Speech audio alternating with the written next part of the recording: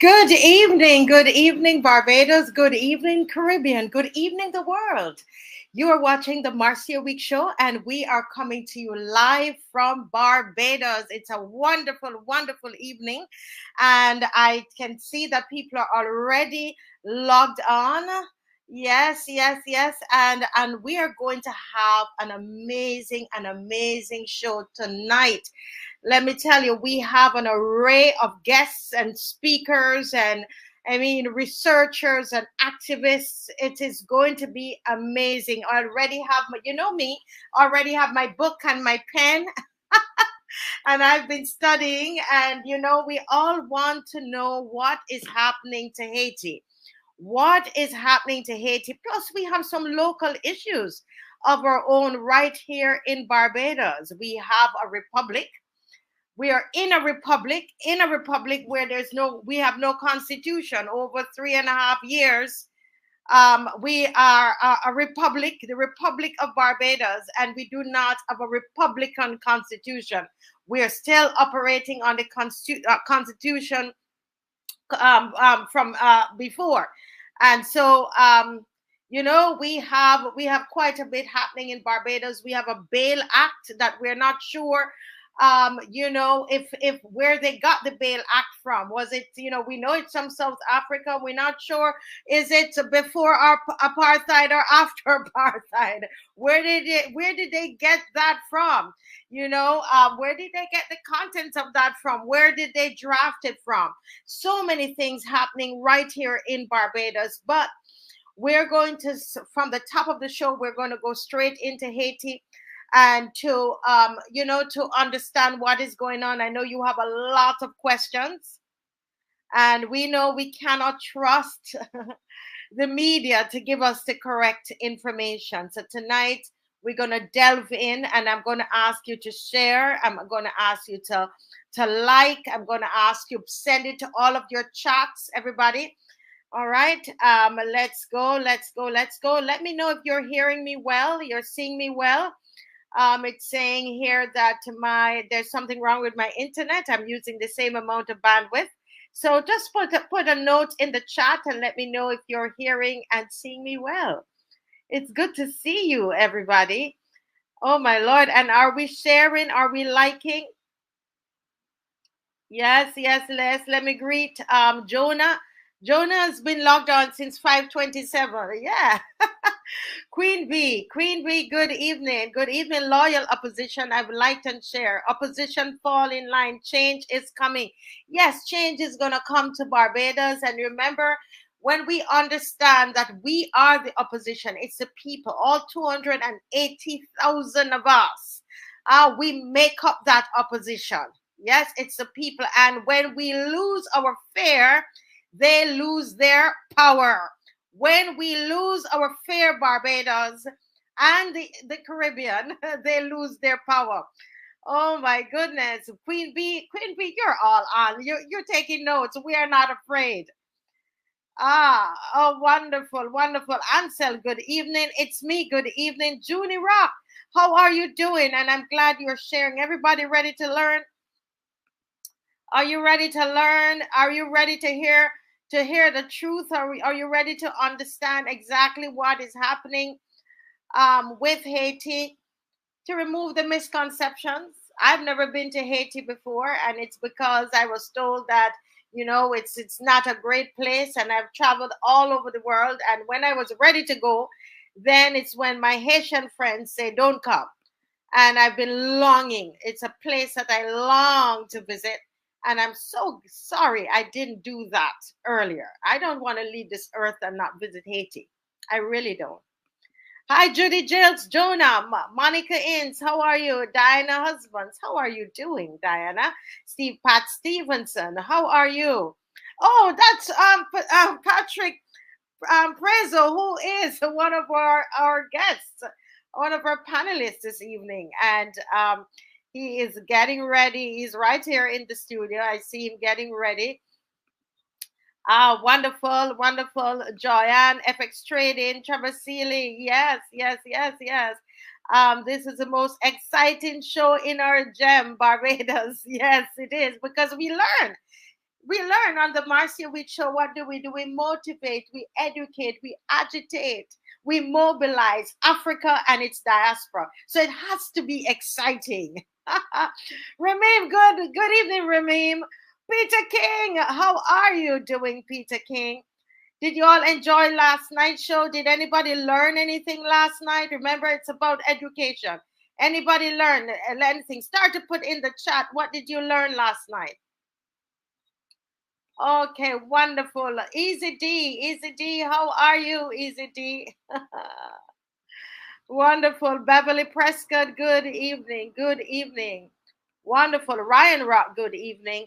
Peter King, again. Clive Osborne. Now, the way the show is planned is that the first part of the show, we're going to deal with, we're going to do the Haitian update. And then right after, for about 30, 45 minutes, it's a holiday. We could be on here long. Then we are going to look at some local issues, the things that are really, really concerning us here in Barbados. We're going to be looking at some of those things. People who are listening, a lot of people don't realize that we've had 30-0. There was a time for a long period, we had no one in the opposition in the parliament. It was 13 Love with Mayor Motley at the helm of it. And we've seen what that has done. We've seen, just how our lives have changed. And so we have come together and we are vowing that this will never happen again. We must always have an opposition because we want to preserve our democracy. Very, very important. Very important. A lot of us, we didn't even know. We just saw in the newspaper that we were training our army to go to be sent to Haiti. A lot of our citizens were totally against that. We had no say. We had no opposition in parliament to debate it. We had no say, Barbados. You remember that some soldiers' family, they're worried. They're saying they're going to come back in body bags, right? But we had no say. We just saw it in the newspaper. Yeah. So Doriel, tonight we're going to hear it all. Have all your questions ready, please, and let's all learn tonight.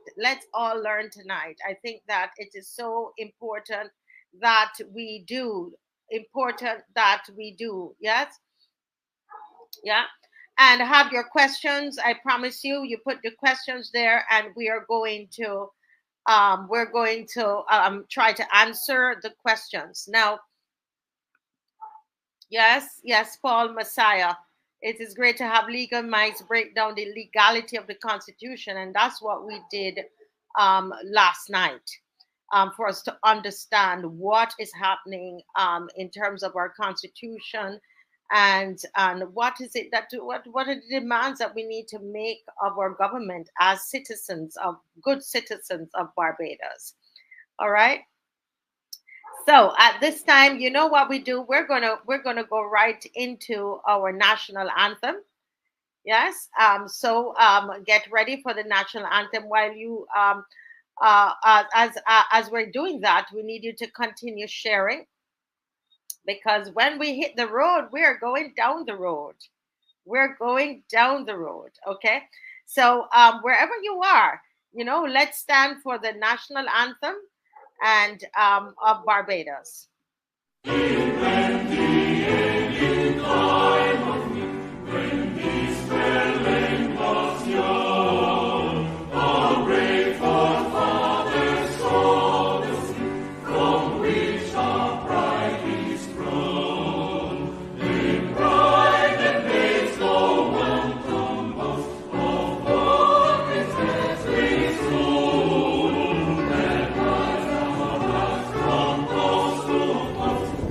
Right.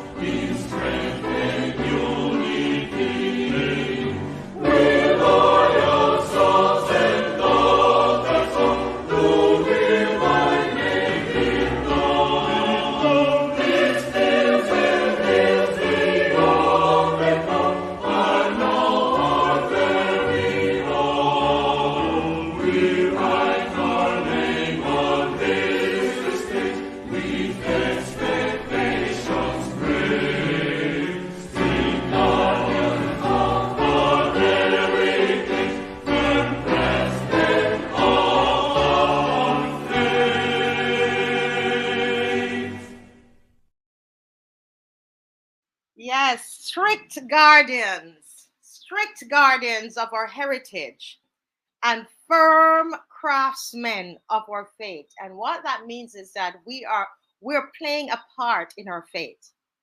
You know, it's not we are hoping that everything is going to go well. We are we're partners. We're going to work together. We're firm craftsmen of our faith. We are going to do it together, Barbados. Together, Barbados. We are doing it together, together. Now, what I would like for you to do while we, all of our panelists, while they get themselves ready, I would like for you to begin to write in the chat, what are your perceptions of Haiti? Truthfully, honestly.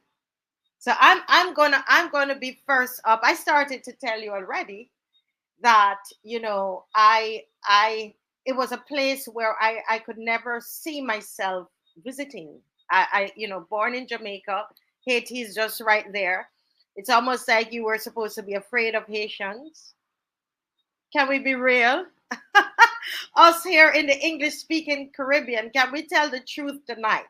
So be honest, okay? We don't, you know, and without being offensive. So what are your thoughts? What are your perceptions of Haiti? What have you been told about Haiti? Have you ever visited Haiti? I have not visited Haiti, and as I said, a year and a half or 2 years, I reached out to my friend Manouche Turner, that I went to school with in New York, and I said, Manouche, I'm ready to go to Haiti, and she says, Marcia, I don't think you should go right now, but I was all ready because it's one of those things I'm determined that I am going to do before I leave this earth. Yeah. Anybody can be honest and tell me your thoughts, your perceptions of Haiti before we start. Us here in the Eastern Caribbean, I mean, we're separated by language is one of the things, and then all the things that we've been told about. Yes, if somebody says I'm scared of Haitians, I heard they believe in a lot of witchcraft. That's another thing too that I've heard. And yes, that and when I went to York College in New York, I met so many of them, and I guess what they were at the head of the class. I'm like, how did they learn? They were beating all of us. We were trying to be at the head of the class, and the Haitians, man, they got us. They got us. They were getting all the scholarships and everything, and I couldn't understand it. Oh wow, somebody says that's the other thing that we were told, that Haiti has forsaken God and God has allowed the enemy to take over, and that is the big picture. All else is irrelevant. That's something that I believe too, and we're gonna talk about that because I you know I really need to. I hope my administrators are working. Can you take a screenshot of this for me, please? Those are because we need to get back to this because we need to know who they're talking. Who are they talking about that has allowed that God? Wow, interesting. We're gonna learn some things tonight, Jonah. I'll tell you. Uh, yes, and negative things about witchcraft. Let's be honest, because that is the only way. I think that let's come to this thing with honesty. Us in the Eastern Caribbean, right? Witchcraft and voodoo, and then we're told to be scared of witchcraft, so therefore we're scared of Haitians, right? Don't mind, they're right here in the in the Caribbean. Haitians are very proud people who has gotten a bad deal. However, yes, I myself was scared of them until I really got to know them. Okay. All right, we're getting some truth here. Haitians could be good people. Oh, they could be good people, but they have to connect their spirits and souls to our Almighty God that make us. Wow, okay. Oh, and then somebody says, we in Barbados are God fearing people. Mm, okay, so we only have God fearing people in Barbados. Did you all remember that? 3 weeks ago, we had some people being murdered every day in Barbados, in the God-fearing country. So I just bothering you all. I just bothering you all. Okay, so Monica says lies, lies. They speak about Haiti so they can steal all its wealth. Interesting. Is it wealthy? Is Haiti wealthy? We're going to learn about all of those things tonight. So we want to know, is God punishing Haiti? Right? And is Haiti wealthy? She says Haiti is wealthy, but we see people on the TV eating dirt. Don't we see them eating dirt? Oh, somebody says here, especially the food they cook. Voodoo. So they cook voodoo food? Oh, I didn't know. I had some lovely, my friend Minouche in New York, she did the black rice for me and a kind of a pork. And I mean, this thing was so delicious. Anytime I see a Haitian place, I go for it. So I don't know if I was eating voodoo food, but everywhere has good and bad, Jonah says. Okay, Jonah. Okay. Straight away from the ways of God. Marcia, Haiti was never on my list to visit. Okay. To be honest, mostly due to the bad press over the years. It's true. It is true. And this is why I'm going to ask you, everybody, to please share. If you have just joined and you have not shared, I know we like to come on here when we are telling off the government and so on, and we love that. But this is a different kind of a show. We are dealing with education tonight. So I need you to help us out and share it, okay? Just like Africa, I would love to believe that we were and are told lies about Haiti. Hmm. Voodoo is a black man's science, originated in Africa, and the Haitians master voodoo. Okay, so I guess Peter King is saying he thinks that voodoo is a good thing. Okay, Pedro Gemot says Napoleon was scared of its spirituality, and our corrupt government never fully integrated with them.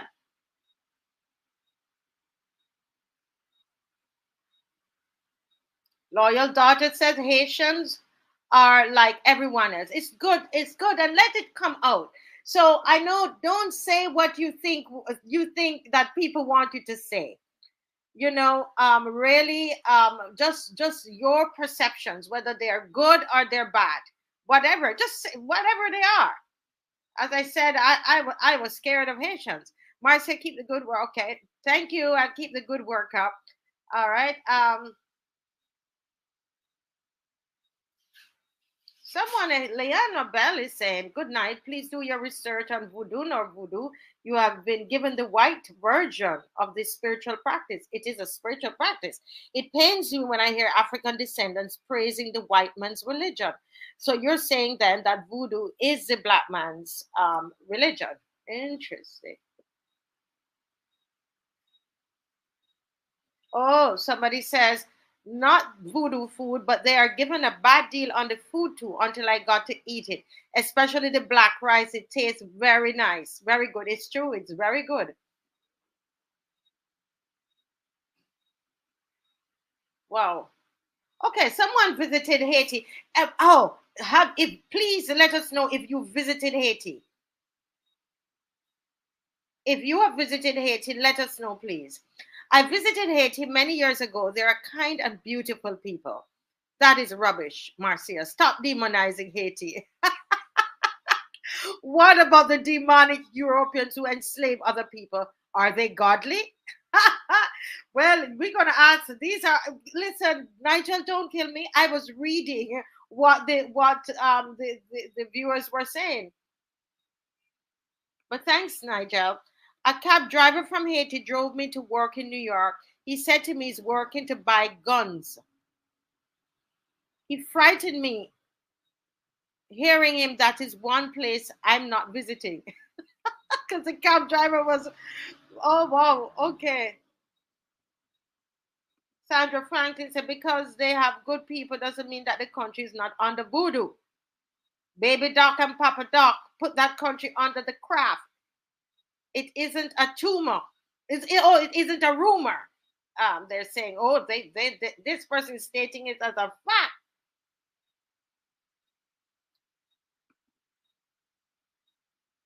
Okay, somebody says that they're pretty that Haitians are pretty unified. Okay, someone with a little history say Haitians have been oppressed by France for centuries, keeping them poor by levying that repatriation cost.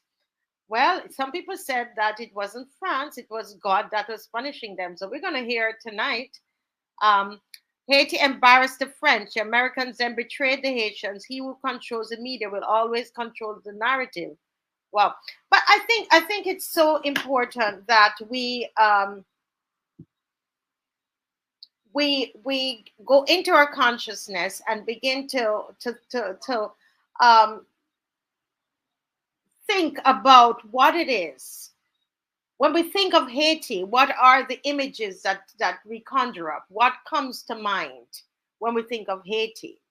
We think of fighting, we think of guns, we see poverty, we think of voodoo, all these different things. And the reason that we think of that is that we've never, most of us on here, I would say 90% of us on here, we've never been. We've never been to Haiti. Isn't that interesting? Ah, okay. Yeah. All right. Well, we're going to have an interesting discussion, and I am so glad that we have these wonderful panelists who are listening. There are three of them here. I'm sure the fourth one is going to join very soon. And they're listening. And I'm hoping that they're not judging us. We're just over here in the English speaking Caribbean, and we're just happy over here. But sometimes it's just that, we in Barbados, we sometimes feel that we are under a dictatorship. But we're over here, and we kind of feel like we have it made when we think of the Haitians and compare ourselves with the Haitians. And basically we have been filled with a lot of American media. I mean, it's just that filled our minds. And I think that it is important. Let me just read this one last one that Noel says before I begin to introduce our guests. Noel says you all should be serious about Haiti. The black sellouts, CARICOM politicians, and the elites, westernized puppets are the ones that has Haiti in its poor conditions today.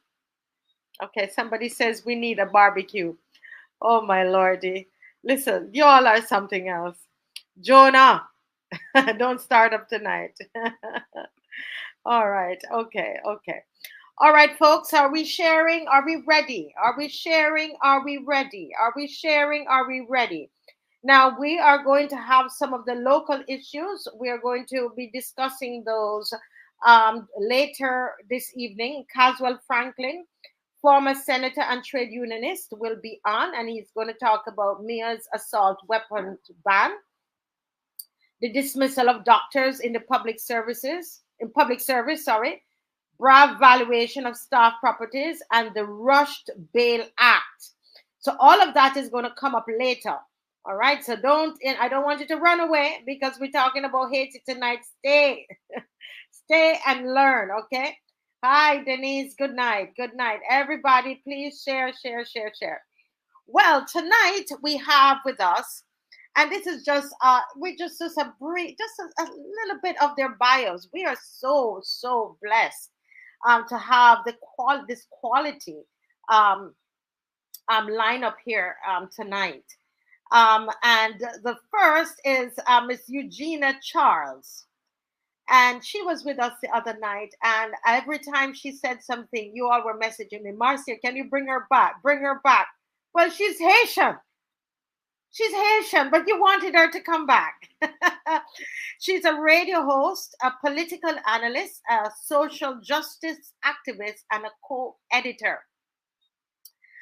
We also have with us Patrick Prezzo, and I'm hoping that I am pronouncing his name correctly, and he's gonna he's gonna correct me when he comes on. And he's a scientist and an author. And we have John Saint-Ville. I think I murdered that name. Oh goodness, John Saint-Ville. He's an author, a radio host, social justice activist, and political analyst. So, Barbados and the Eastern Caribbean, join me as we welcome Miss Eugenia Charles, Pat Prezo, and John Sanville. I'm hoping, I'm trying. Good night, ladies and Greetings. gentlemen. Hi, Marcia. Hi, everyone watching the show tonight. Yes, yes, yes, Hi, Pat. Jafrik. Your Greetings. name is easy, Okay. Patrick. I can say Patrick. I don't did I get the last name right, Frizzle? Prezo is fine. My real last name is Stephenson. However, Prezo is my author name. Ah, okay.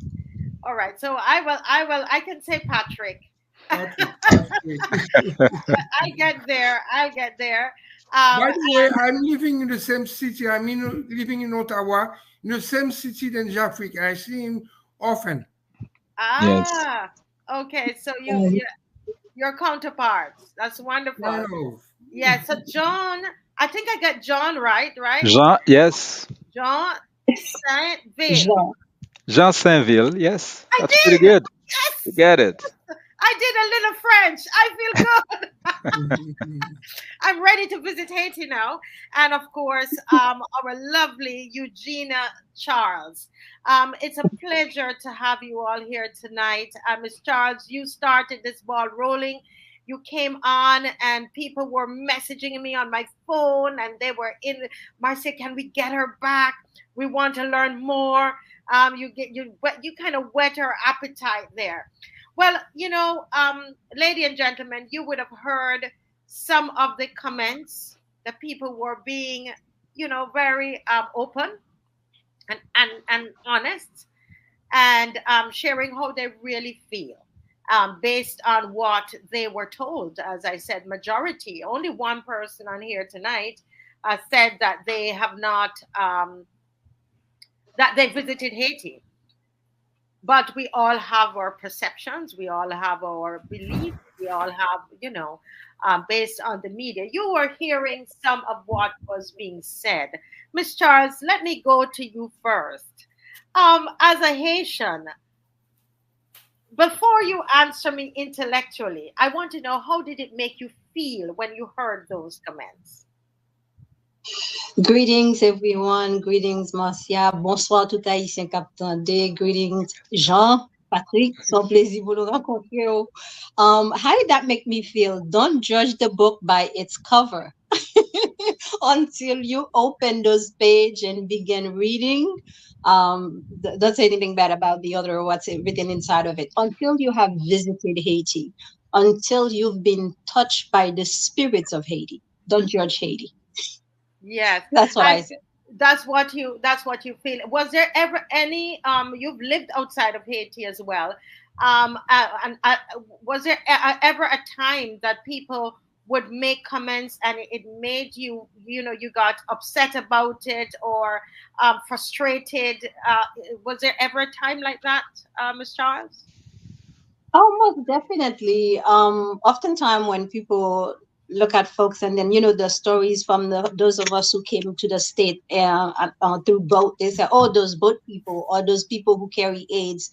Even though we've had major demonstration to remove the stigma, but every now and then you will encounter somebody who will kind of bring out those negative stereotypes. Then it is up to me as a Haitian to take a moment and talk to that person and educate that person. Education is key. Education is power. So if they are willing to listen, then I have a dialogue. By the time I'm done, I'm sure they love Haiti. I love it. Well, they fell in love with you the other night, and I tell you that we have people on here from, I mean, lots of different Caribbean countries. In fact, this show is rebroadcasted on Caribbean to 16 Caribbean countries. So we have, people are listening, and we have an opportunity tonight, if we are willing, to shed a lot of things that we have heard, and to be truly educated. Let me get to John here. and find out, John. Well, we're so happy to have you, but you heard those comments Mhm. tonight, and you were smiling. But I know that smile, I know that smile. And I was wondering what was going through your head as you were listening to that. And not just your head, what did you feel? Because I think it's important, we are brothers and sisters, because we could come on here and we can be very intellectual, but we want to know you and we Mhm. want to understand. So, what did you feel when you heard your Caribbean brothers and sisters said those things? Well, first of all, thank you very much, Marcia and Eugenia, for inviting me to join this important conversation. And greetings, Pat, again. I think I was feeling that, wow, we have so much work on our shoulders. And I mean our collective shoulders as Africans. Hmm. Because as I was watching the national anthem of Barbados, all of these images that I was watching, they could have been Haiti. Oh, wow. That's what I was thinking, in fact. That I recognize those faces, I recognize those smiles. These are the same Africans that I have seen not only in the Bahamas, in Haiti, in Benin, in Kenya, in Tanzania, where I've visited. The reality is we are Africans who are confused about our identity because the oppressor not only managed to kidnap us and take us away from our mother, but spent the whole time telling us that our mother did not love us. She sold us away, that our father is a thief, that your brothers and sisters are evil. And who's telling you that? It's the same person who is oppressing you. Yes. And so, any Sunday in the Caribbean, just like you have thousands of Africans kneeling in front of statues of white people and worshiping them in Barbados, in Haiti, in Jamaica, in Africa, everywhere. And they convince themselves that they are worshiping God and that this is the God that cursed them, that caused them to be enslaved. Of course, this sounds very sad, but it also is a wake up call that because the stereotypes we're talking about here, Hmm. I lived it in a personal manner because I dated a sister from the Bahamas while Ah, I was studying in Waterloo in Canada. And when I went to visit her in the Bahamas, it's a very instructive thing that happened. Whereas her parents were very disturbed to find out that she was dating a Haitian. But when I met my aunt who was living in Nassau, and she found out that I was dating a Bahamian, she told me, "Wow, these people are all dealing drugs." ah, Okay, so the ignorance is all over the place. You guys don't have all of it. We have some of it as well. And there are right. stereotypes in Haiti about people in the Caribbean as well. So we have work to do, brothers and sisters. Yes, yes, yes. Wonderful. Let me hear. I want to hear Patrick. The Patrick. Well, first of all, I'm going to be as honest as possible. A lot of us, partner ignorance. I'm from Jamaica, and we have white Jamaicans and they're white Barbadians, but there are a lot of people who don't understand that they're also white Haitians, or Haitians that are not black. And I don't know your heritage, but when I saw you at first, I was a bit stunned. And even though I've read that they are, and my Haitian friends have told me that they, I kind of jumped, to be honest. So I'm being vulnerable, and I'm being truthful. But it's good to have you. But when you heard those comments, or even what I just said, how does that make you feel as a Haitian? I was confused also, as the same way as Jafrik.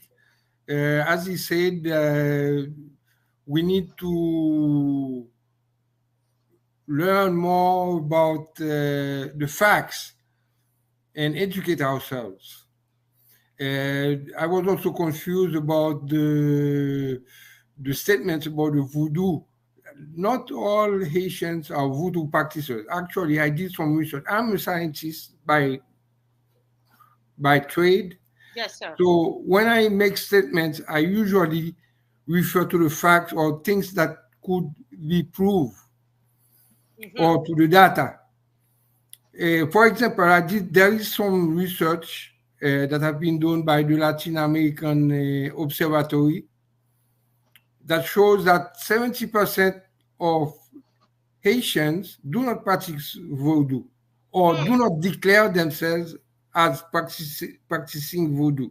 That's So interesting because in our minds everybody practice voodoo in Haiti. That's interesting, and not that I'm just saying this is what we know, but you're saying scientifically that you have done the research and that's not so.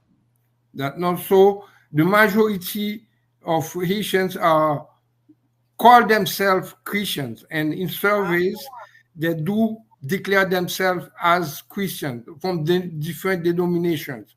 Of those, the Catholics are the majority. Right. Yes, yes, because my friend Manouche was Catholic, but even then, you see, the that perception is so strong in the mind that regardless of what we hear, we are holding on to that. So you're wow. So 70, the scientists is saying that 70% of Haiti does not Uh, practice voodoo. Not, and then I know because and then there are others that are saying it's just a religion. So there, even if we had 100%, it's not a problem for some people. But it's good to know because of how the media portrays, and this is another one of the misconceptions. But Patrick, you're saying the way you felt when you heard everybody's comments is that you felt confused. Is that what you're saying? kind of. And hurt also, I was a little bit hurt. But as Jeffrey said, that made me realize that we have to teach our neighbors from the Caribbean more about the true culture of Haiti Yes, yes, yes, yes. through Um, programs like yours or others. yes, yes, yes, yes. And this I find that this is so important. I think that people are, as I see more people are joining, and so I know that they're sharing. And tonight is going to be quite educational for us. I'm seeing Patrick. I'm seeing Prosper Charles is joining us. Dr. Charles is here with us, and let me just quickly um, just announce, just introduce him. He is a public policy and international relations professor. And Dr. Charles, good night. It's good to see you. Hello, hello, hello. I'm glad to be here. Hello, everyone. This is a great pleasure. Thank you. Yes, yes, and I wanna thank Miss uh, Eugenia Charles for making this connection for us, and this is what happens, and so important that we network. She came on the program, Dr. Charles, and people just fell in love with her, and they wanted her to come back. I said, "Could you bring some people with you?" And here you all are. So we give her all the credit. But Dr. Charles, before you came on, we were asking, the viewers their thoughts about the Caribbean, about Haiti. And I mean, it was all majority negative. I would say 90 something percent negative. They were afraid of Haitians. They were just being real and truthful of their feelings, and so that's what we were discussing while you were getting ready to come on. But if we are to move the conversation along, Miss Eugenia Charles, my question is, how did we get here? How did we get here historically? Can you paint that picture for us? At least start, and then we can all join in. But let's start with Eugenia. How did we get here? How did we get here is perhaps a question I should refer to the historian here with us, Jean Saint-Ville. And that's Johnson. why Okay, so so you Jean, want, I'm gonna defer to you, Jean. How did we get here? yes. And then I'll come back. Okay, well, I'll try my best. I mean, um, the story of Haiti is not detached from what happened in the rest of the Caribbean. Okay, the people who were living in the Caribbean, we don't know that much about how they were organizing themselves, but we know that from the arrival of Columbus in 1492, it's the beginning of a genocide.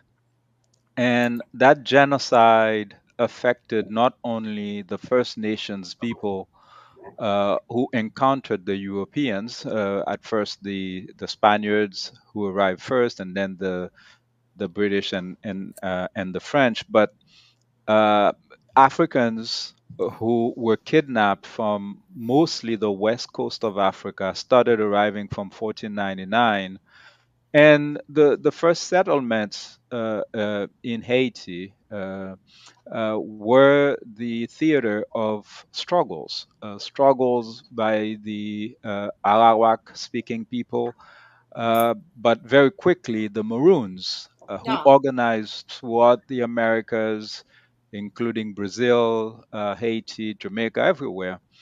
And so, I guess what makes the difference is that the demographics were different on the French colony than it was on the others, in the sense that the French became so cocky and careless that they allowed a situation where you had 450,000 Africans who were enslaved and only around 20 to 30,000 whites, and around 20 to 30,000 of what they called the free blacks or the affranchis, some of them who are the offspring of African women who were raped by the Europeans. And they started calling them mulattoes, quarterons, etc. Now, that situation, was always unstable because the Africans were fighting from the shores of Africa during the whole travels and when they landed. And so there were revolts all over the place. There were revolts in Barbados, there were revolts in Brazil, but the revolt in Haiti was successful because, first, of the demographics that I described, which was completely different from what you had in Jamaica and others. Like you had more of a balanced demographics in those other colonies, okay? Mhm. Because the Europeans were more careful about, you know, not letting too many Africans. And on top of that, the French and the Spanish had Africans integrate their armies to fight each other, okay? Ah.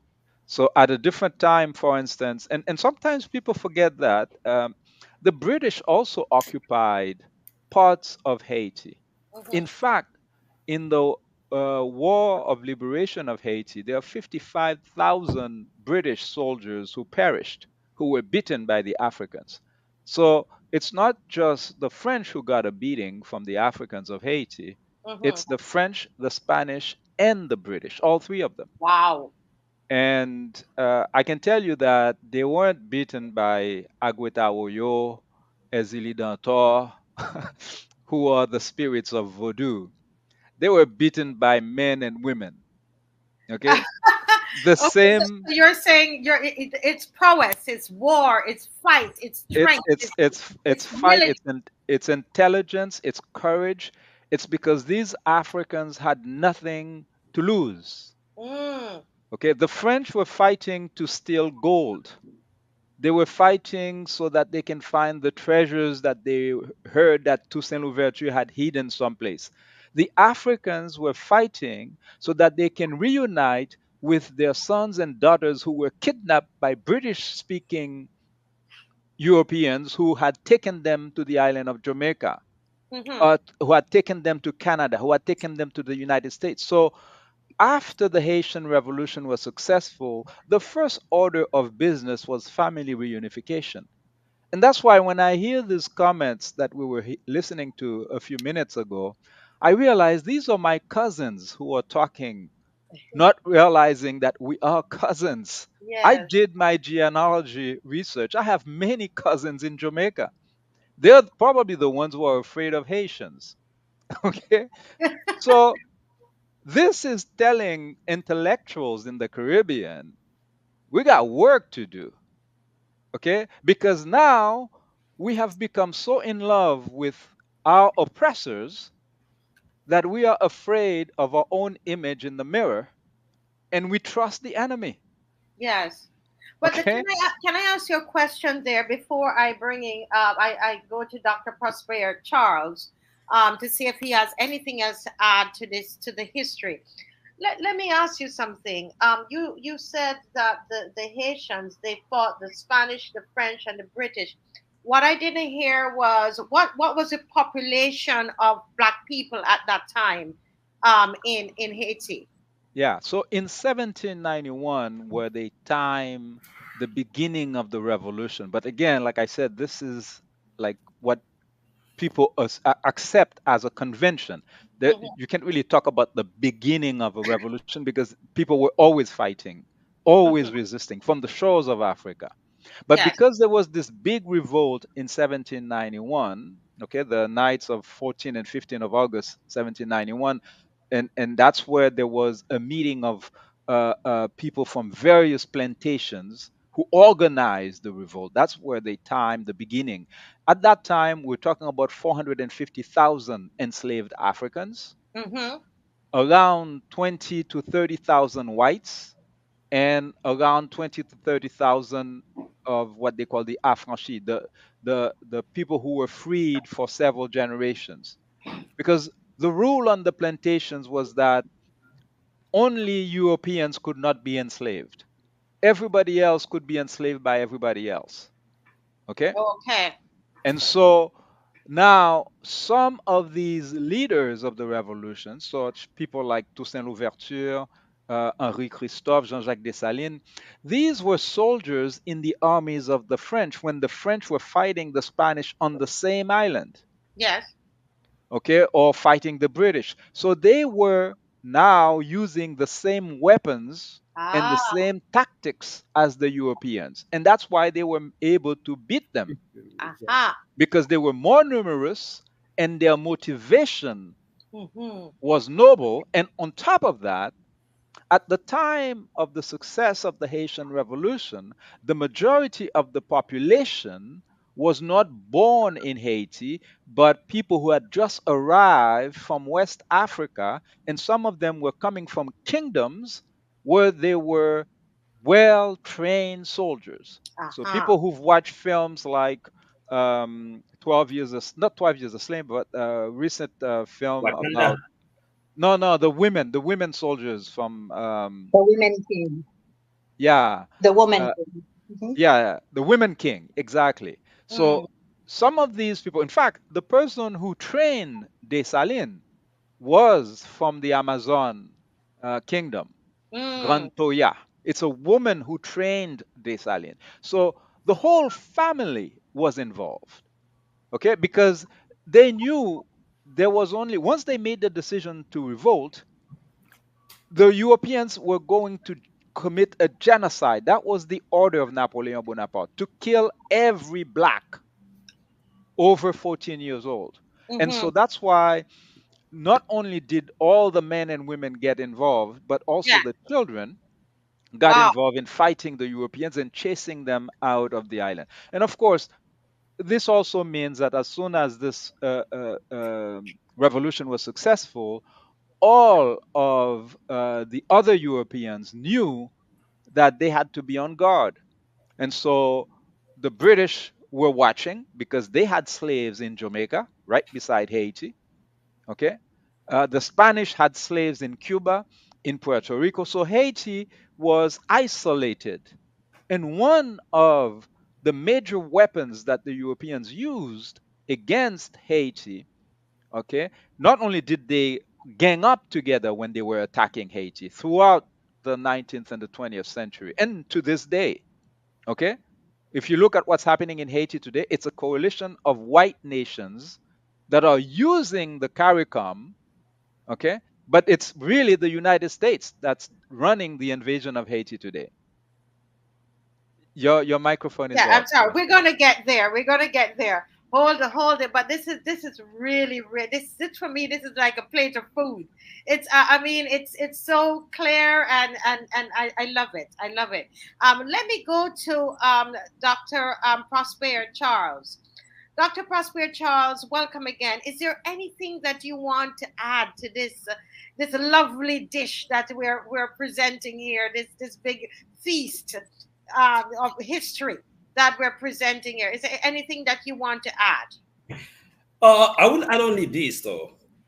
If you look at throughout its story, nation fought for dominance. A nation fought to colonize others. A nation fought to get the wealth of others. The Haitian fight was not a fight for any of those things. It was the first fight for freedom and dignity.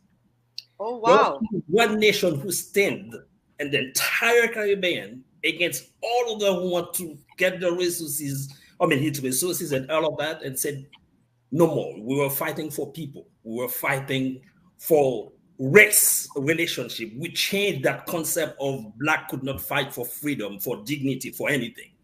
So that's what Haiti stands for. Of course, after that fight, you imagine at a time where eugenics people, like there was science saying that Black were inferiors. You imagine at a time where you have other nation thinking that, hey, those people cannot fight for anything else. I mean, when you're talking about the Maroon, the French at that time thought the Maroon, they were just runaways people who were not were lazy people. They could not work, so they would run away just to hide and live in the boondocks somewhere. But they didn't know the Maroon were going away to train and to come back and to stand as men to fight for their freedom and dignity. So that's how, when you see Haiti, don't think that, oh man, what is happening now? Of course, we will come back to the now. But think about a nation at a time when people think the Black were not able to, could not understand the concept of freedom and dignity.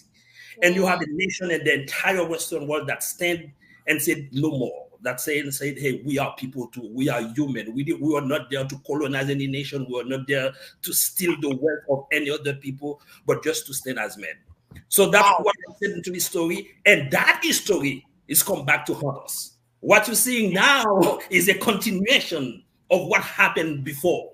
But again, and the conversation, I guess probably we will develop more into that. Yeah. Oh my goodness. This I want to add something quickly, Marcia, is yes, that of course. based on what Jean and Prosper have said, is that for Jean-Jacques Dessalines, when he liberated Haiti, that was just the seed of freedom that was planted.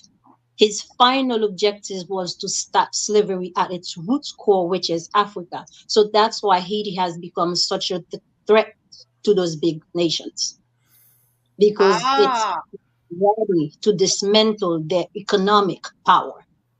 Economic power. So so really, as Dr. Prosper is saying, that it was really about the people. It was a freedom of the people, Black people, everywhere, because they wanted to stop it. Wow. I could see. Is there anything, Patrick, you would like to add to this? I know you're the scientist among us, but is there anything to the history that you want to add? I'm not an historian, but I've done my due research. First, of all, there's a few points that I do not agree with the Jafrik vision. First of all,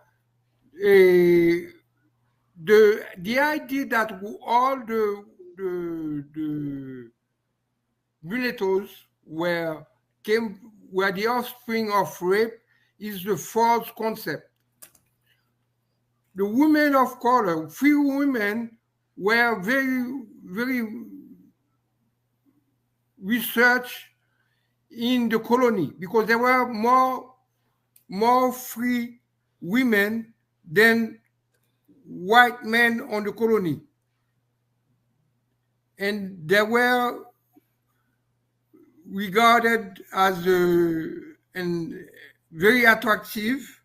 If you read Moreau de Semery, who did a lot of research at the time, these women were very powerful in the colony. And actually, the white women were regarded them as a threat and even passed law against them. So that's one point that I wanted to make. Second point I wanted to make was about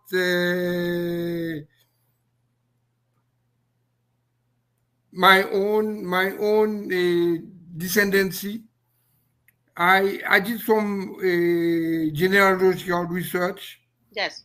And find out that on my father's side, which is French and British, yes, there was one guy named Pescai. Is one of the first black doctor that was recognized in Europe at the time.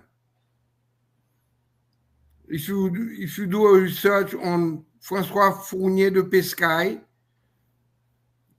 you'll find it is regarded as one of the first black scientists. Yes. And so that's one concept. These guys were able to go to France, study, and a lot of them came back to the colony to fight along the Africans. Although they didn't consider themselves as Africans. That's why you have a mixed population in Haiti. There are 95% of African ancestry, and the rest is mixed people. Mm-hmm. So that's one misconception that I wanted to correct. And I don't know what Jeffrey said again about the revolution. These guys were also the leaders, the first organized, apart from the uprising from Bookman and some gang leaders like Biassou and so on. These were the ones who integrated the army, the French army, and fought and were the leaders. Along Dessalines, along Christophe, were these guys, and that made possible with the union of black and mulattoes, make possible the revolution to succeed. Yeah. So you're saying that mixed people. We're not. It's mixed. It's a mixed people. Yes. So John, any comment on that before we move on? Yeah, I think it's important because, if you were to compare the situation with Jamaica or Trinidad, people might get confused about what we're talking about here. Like a population like Trinidad that has a sizable population that comes from India, and you have various mixes of people. That's not the case in Haiti. So, for instance, when I do my genealogy, my DNA testing, okay, it's 73% African, okay, and of that, 48% of my DNA is directly Nigeria, some Senegambia. The greatest mix, of course, it is mixed, but the greatest mix is inter-African. It's Mm. Africans who came from different parts of Africa who might not have met on the continent, but because of the concentration camps that were created in the Caribbean, they met. Mm-hmm. Now, of course, clearly I have 20% of European contamination in my DNA.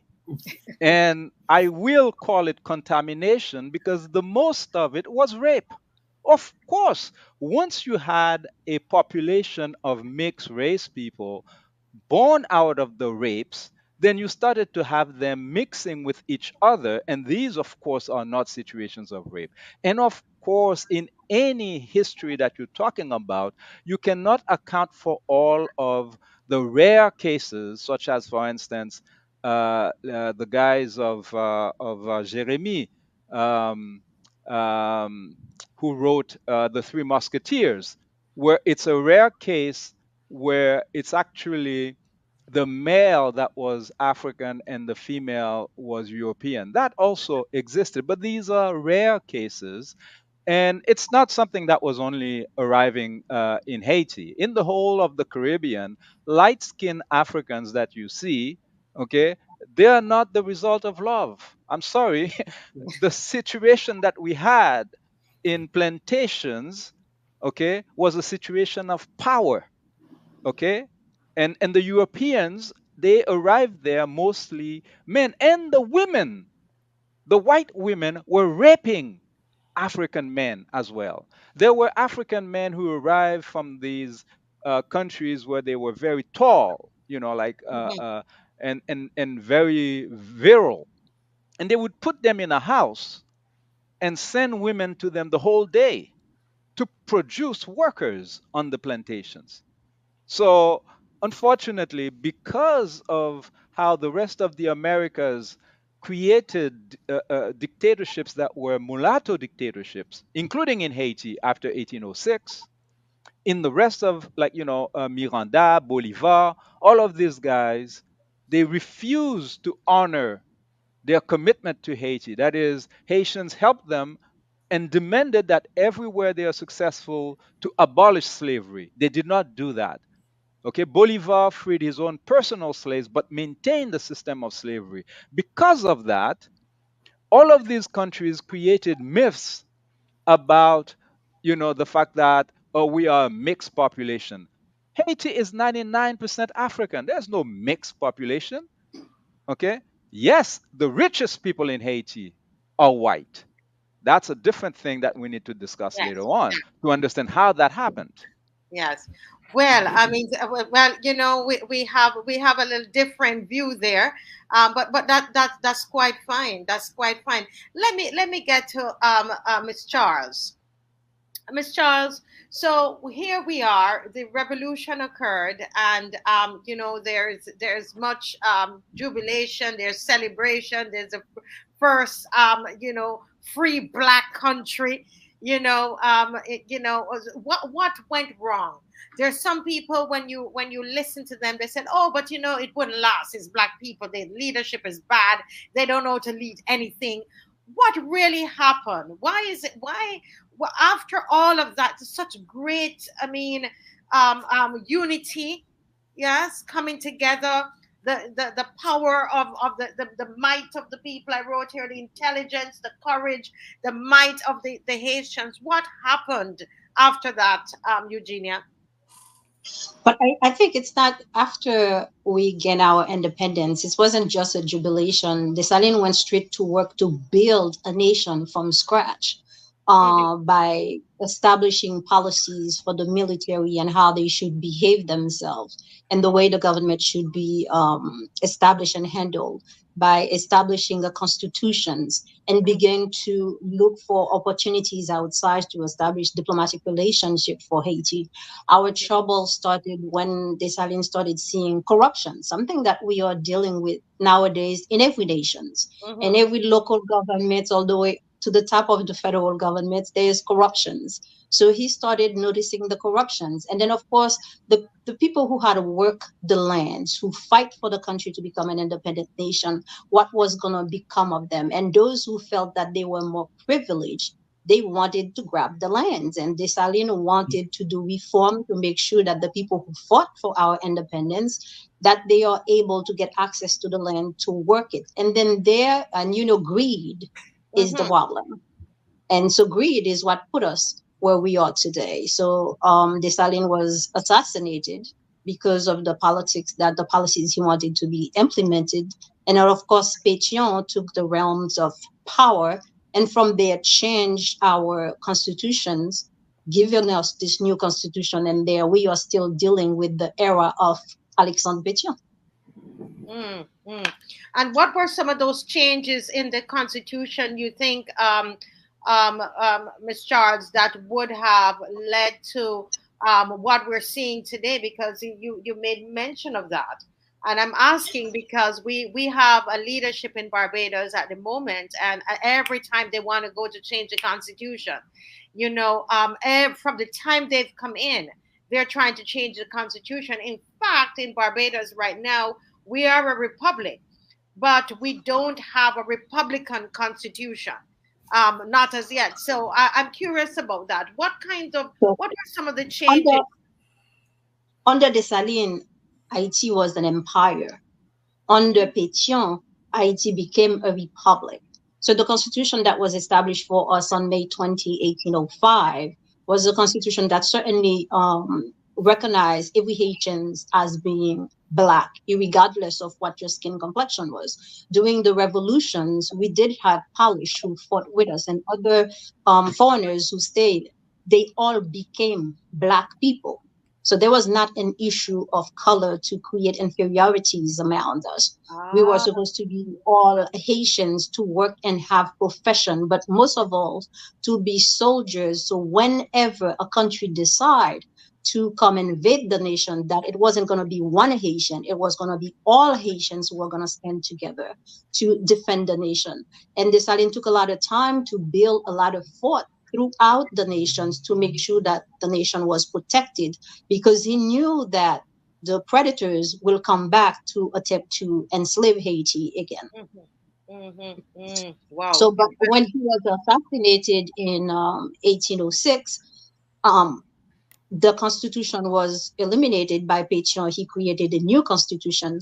The military code that Dessalines had created, which he had published on May 26, 1805, that law was revamped by Pétion and changed completely, where the corruption will uproot itself, and giving us this range of constitutions that changes every time we have a series of government, just like it's happening in your country. And even to this day, one of the struggle we are dealing with within the context of this U.S. meddlings in Haiti is the push to change the Haitian constitutions that will give greater power to international forces to do whatever they please in the nation.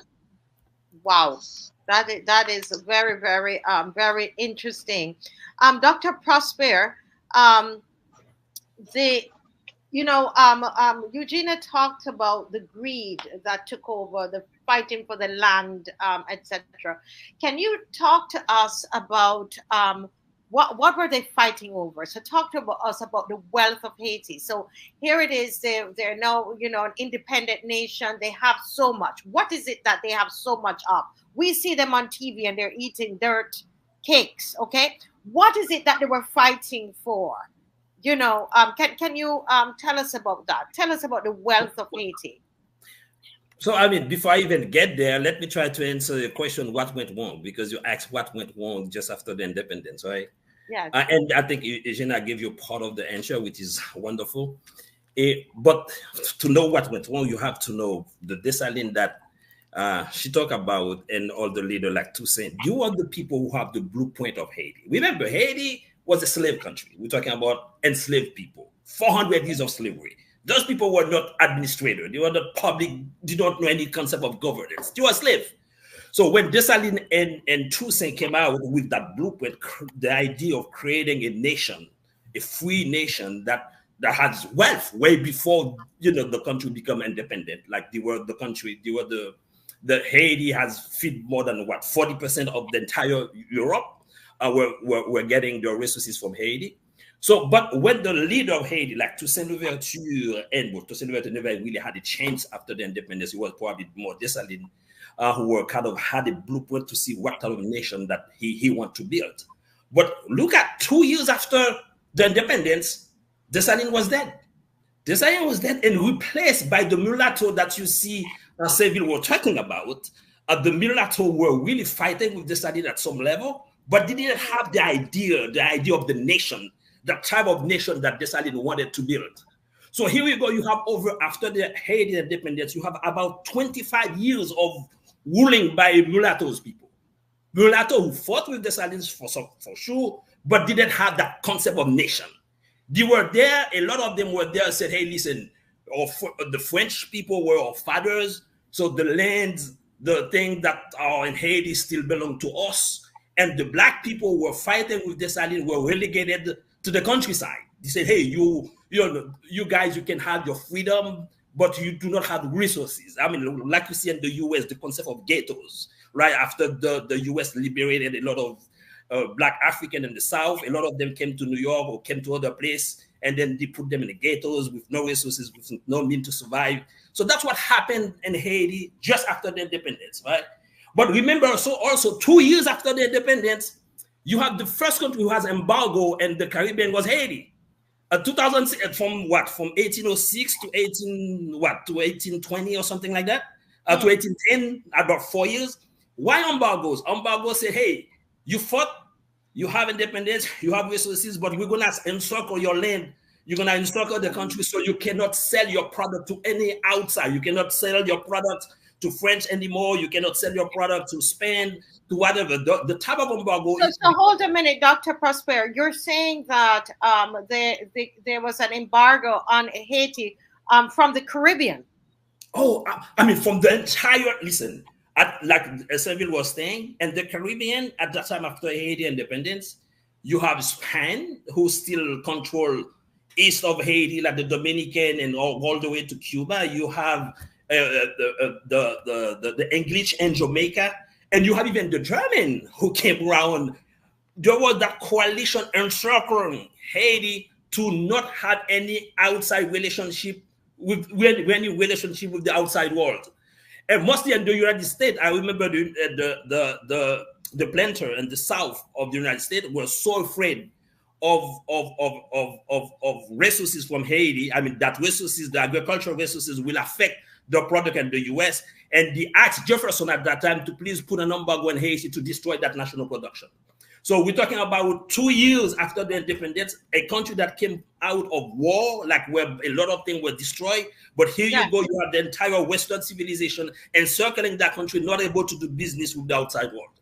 So that was the first thing. Not able to do business, that means all of a sudden you have a country that has to think within rather than thinking outside the box. Thinking within meaning that you have to put yourself is like always in a defensive position, always ready to fight, because you still have the French who are trying to get into Haiti. And not only they were trying to get, I mean, actually they tried, they sent a lot of boats and they required that Haiti pay what was that, Dr. Seville? It was probably 125 million francs of what you call that reparation. A country that is completely destroyed after the war, trying to now to come back in, and you have the French saying, promising continuous war, continuous slavery if you don't pay back to be free. So you talk about a country with no, I mean, a country after war devastated, and then here you go, you have a government that has to create some sort of way, some sort of system, just not able to feed these people, not able to invest in education, not able to invest in healthcare, but just taking that little resource that we have to choice pay back for this for reparation for slavery.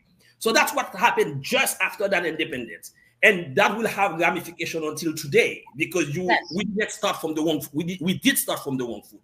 We didn't have, we had some of the resources, but the resources was basically sent back to Europe in form of indemnation, something like that.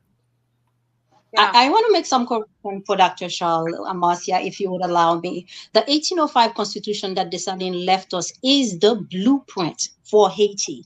If you read that Constitution and take some time to take a look at it, it even tells you how the business of the nation should handle ministers, anybody who was supposed to be in charge of government handling money of the nation was supposed to make monthly report on how every dollars was spent. So the issue of corruption that we are dealing with today in Haiti, how do we implement that constitutions? That will not be happening. And one of the reasons that Dessalines got assassinated, based on some research that I've recently done, looking at the military code that Pétion and the rest of them were so against, is because in that military code, Dessalines was certain that any high members in the military who get involved in corruption was going to be executed. So they didn't want that. They wanted to do whatever they want and however they please. So not saying that we didn't have a blueprint is incorrect. We have a blueprint. And until we as a nation agree to go back to that blueprint and follow it step by step, yes, we can add some issues to it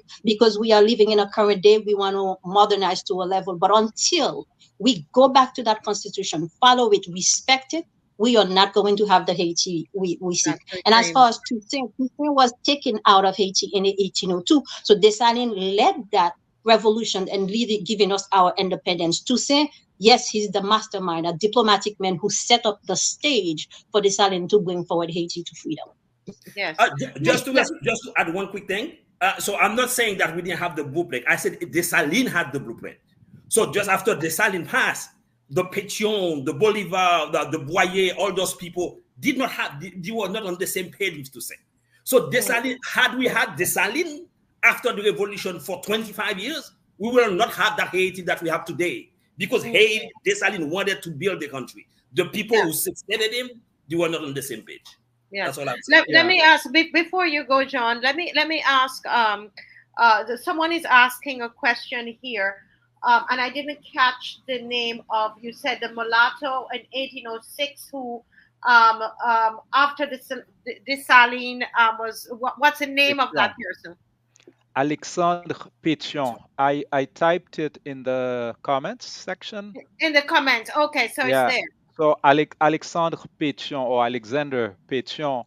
Um, I've seen that name. Okay, yeah. okay. I So, but that's an important question to ask because it's linked to a comment that Patrick made earlier. In the same year, 1791, that historians identify as the beginning of the big revolt at Bois-Caïman, where all 200 leaders met to organize the revolt. In February, there was another uprising, okay, and that is the uprising of the mulatto leaders, Chavan and Auger, and they did not have the same objective. Okay, you see, those 20,000 free people of color, or whether they call themselves mulatto or freed blacks, they wanted to maintain the system, but they were fighting to be allowed to wear the same clothes as the whites, to marry the same women as the whites, to go to the same church, to sit in the same pews as the whites.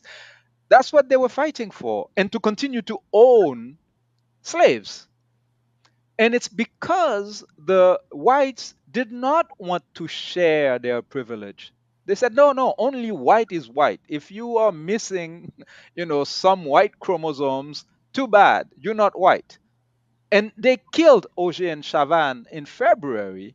And that's what helped some of these fools to come to their senses, to realize that they have to come together with their mothers and sisters who were in the field and fight the common enemy, which is the European.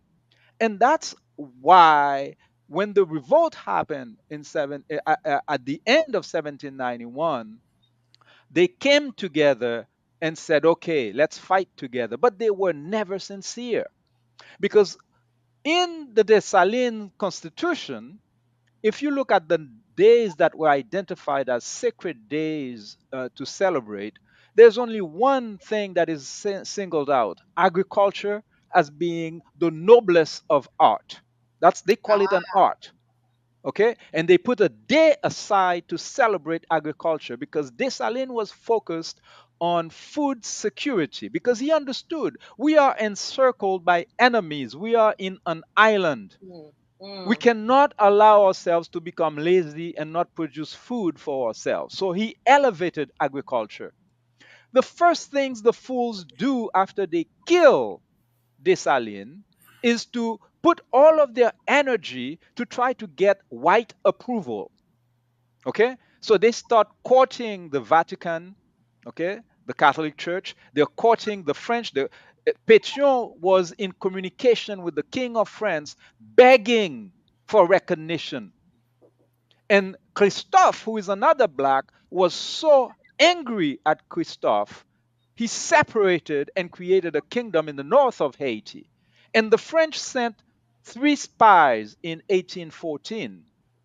And the deal that they were offering Pétion, Bourgelat, and Christophe was that those who had freed themselves would remain free, the generals, but they would return with slavery, okay? And as long as they accept the old racial hierarchy, they would leave the economy to the whites Mm-hmm. and they would occupy the politics. Pétion agreed to that deal.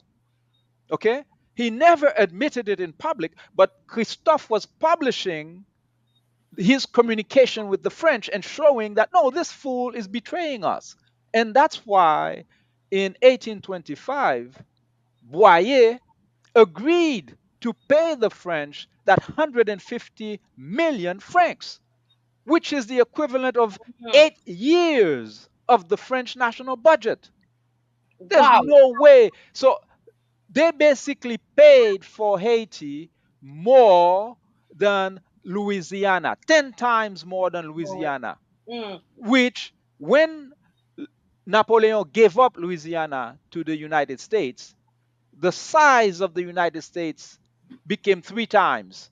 Because Louisiana is not what they were calling Louisiana in 1803 is not Louisiana today, like the state that you know. It goes all the way up to Canada. Okay, so they sold that for 81 million and they demanded 150 million from Haiti. And Haiti paid that money from 1825 to 1947. But what's more important to understand is that it's not Boyer who paid that money. That money did not come from his pocket. It's the Africans who were left in the countryside where they closed all the schools that Dessalines built, all the rural schools that Christophe built, and told the Africans who are in the countryside, you cannot come to the city if you don't get a permit, just like they did under apartheid. Ah. Okay? Wow. So that's why for the longest time, you would not find a black doctor in Haiti. So these people were giving lip service to the so called Black Republic when in reality they recreated slavery, except that they replaced the whites.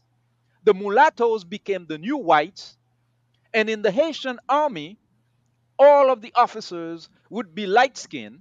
If you look at the presidents of Haiti when the United States invaded in 1915, from 1915 to 1946, all of the Haitian presidents looked like the Dominican presidents because that's exactly what the Yankee wanted. They wanted to create a racial hierarchy where the whites are recognized as number one, and then the mulattoes who collaborate with them are given free reign to the Right. economy of the country, and So, as long as they maintain the blacks under their feet. And wow. this is, to this day, the structure of Haiti today. And that's why people are confused when they see Patrick and myself and they say, well, you guys are Haitian. Yeah, they are light skinned Haitian, but we are total minority. Okay? The Mm. reality is that 99% of us are black, you know, no confusion black. So you will not find a light skinned Haitian as a boat people crossing to go to Miami because colorism gave privilege, white privilege, to light skinned Haitians to this day. Wow. And there are people who came from that group who fought against that, such as the Mhm. secretary of Dessalines, Boiron-Tonnerre. who was a so-called mulatto. But intelligent Haitians don't use that kind of terminology anymore. That's the folly of the white man who called himself the unit by which to measure everything. Yeah. Therefore, a mulatto was half a human. Okay, a quarteron was three-quarters of a human. That's barbaric white supremacist stupidity. And that's why Dessalines said, from now on, all Haitians are black. And we don't apologize for our That's right. blackness. We So, celebrate our blackness. but let me bring this is quite interesting here, because as you said, both you and Patrick could be considered mulattoes. Quite interesting. But Patrick, Patrick, you know, if we want to kind of move the conversation along, so the question that we were answering is what happened after, and I know that there are various understanding, but and beliefs and based on our various research. But can we move the conversation a little further? We want to understand, was Haiti wealthy or is Haiti wealthy? Well, I think Dr. Eugenia mentioned about the greed and the corruption and so on. And you had a question here. You had something you sent to me about this Aline, that he did not share 1 acre of land with his soldiers, while he had 52 of the largest sugar domains for himself. So there was a lot to fight over and a lot to, people wanted to grab. What can you tell us? Tell us, what is it that they were fighting over? First of all, Haiti was, before the revolution, Haiti was producing 1/3 of the gross domestic product of France. When the revolution came out, all the domains were burned. It was a disaster. As one of the speakers said, Haiti had trouble even feeding themselves because of the destruction. However, I do not completely agree with some of the speakers that the blueprint of Dessalines was perfect, or if it was perfect, he didn't apply it for himself. That's why I said that he confiscated for himself. We're talking about greed. Greed wasn't only other people intention. He did not give any 1 acre of land to his followers or to his soldiers, whereas the other president that followed him did. You're talking about the mulatto president. Yes, they did give land to their soldiers so that they can start agriculture and repay the debt, because the debt was paid on tax on coffee and sugar. So Patrick, I know that, Patrick, but I want to, can we talk about, you said that before the revolution that Haiti was supplying 1/3 of France's GDP. Can you tell me about the resources of Haiti? So we know that there's a lot of land because they were trying to grab land. We understand that. What else is there? Well, the economy at the time was mainly based on sugar, coffee, yes, cocoa, and some wood. They were exporting wood. That's one of the reasons why the country is so deserted. At the time, they were exporting wood also. Wood. Sugar, coffee, cocoa, wood. Yes, someone is saying that there's a lot of talk about uranium. Is that true? Is that Haiti has a lot of That's minerals another and myth that some folks are uh, talking about, but I have no evidence of that. you have no evidence of it. Let There's me some gold, some copper, and but that does not amount to over $20 billion. copper. You said copper, Copper, yes. and there is gold as well. Gold, yes, there is some gold in the north of the country, Mhm. and that has been valuated at around 20-25 billion dollars. Billion. Billion. Wow. Huh. Anything else you want to say about the wealth of Haiti? Um, Uh, Kat? there's a lot of myths about uranium and stuff like that, iridium, but I have no evidence of that. Okay. I've not followed on any research on that shows the evidence. Okay. But Okay. Marcia, if I may add, just Yes. in terms of the size, like one of the small islands of Haiti, Lagonave, is bigger than Barbados. One of Okay. how many islands? How many? You said one of the small islands. Yeah, there are many other ones. So, for instance, Tortuga, Île de la Tortue, which is famous because of where the pirates used to go, etc. That's another island. Lago Nave is another. Lago Nave, like I said, is bigger than Barbados because I remember once looking at the size.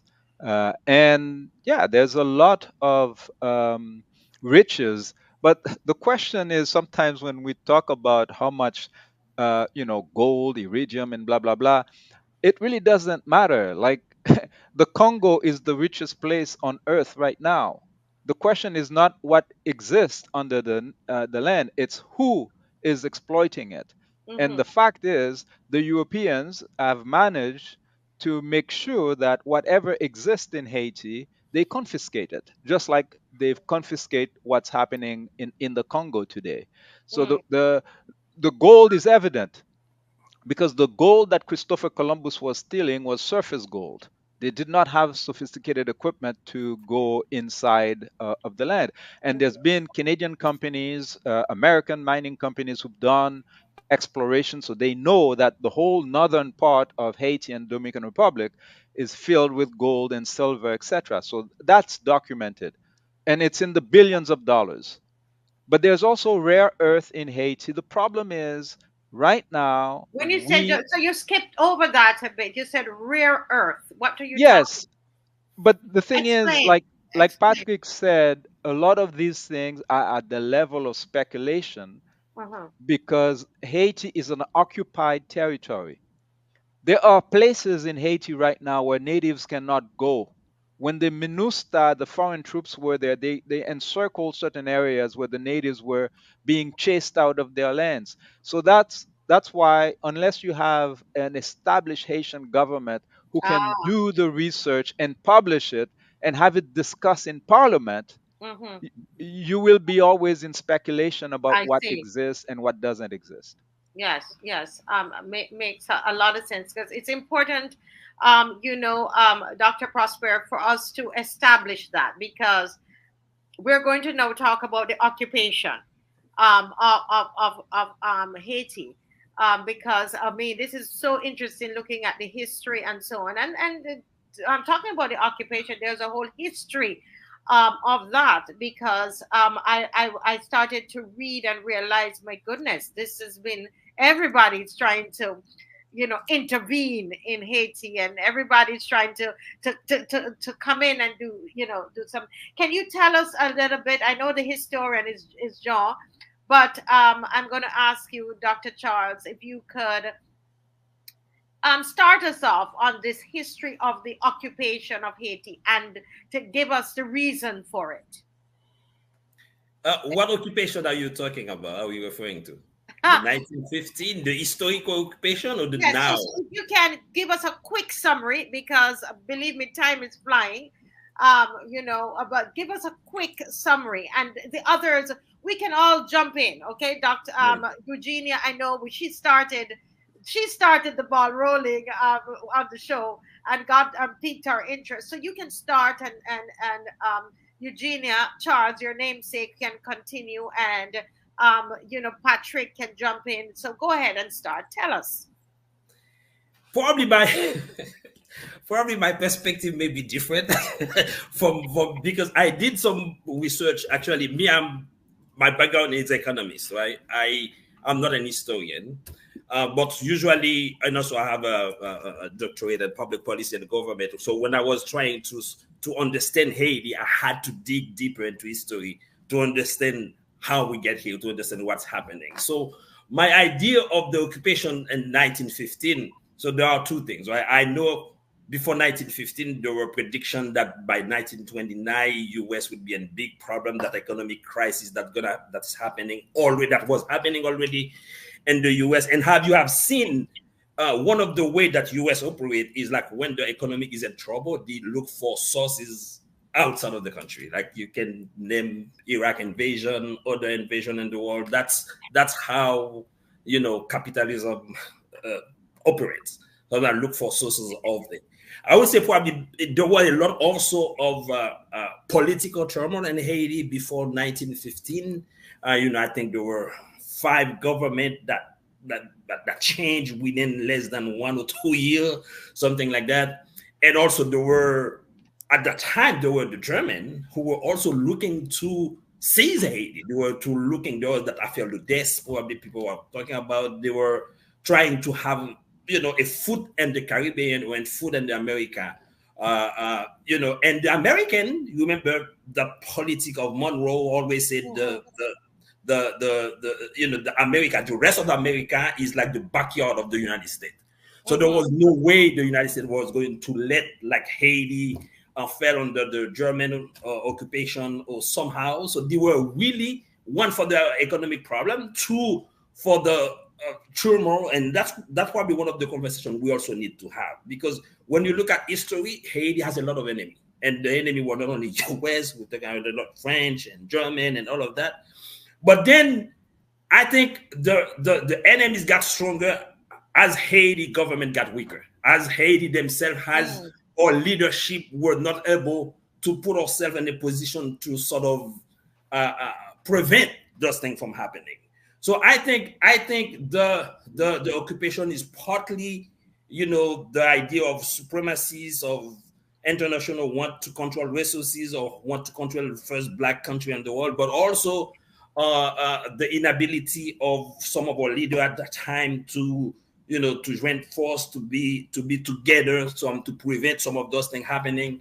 And we have seen even that today. I mean, today a lot of the minister came with the request of our leadership, right? The Haitian leadership asking for foreign help to come to help out.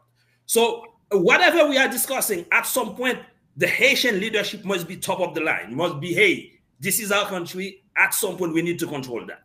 Otherwise, history will repeat itself. Yes. Let me go. I'm going to go to Eugenia. Eugenia, can you add anything to what Dr. Charles has said in terms of this history of occupation in Haiti? Yeah, most definitely. I think we can add the banking system. The Germans were to inherit larger portions of the bank. At the time, we were establishing our national bank, and the U.S. wanted more controls over the bank. And we can also add the fact that in 1914, that's when the U.S. Marines came into our bank and removed our gold and placed it in Citibank.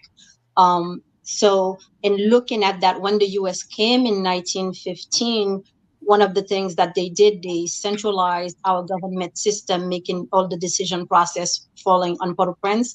A lot of the lands were used to plant rubber trees that helped the US during the war.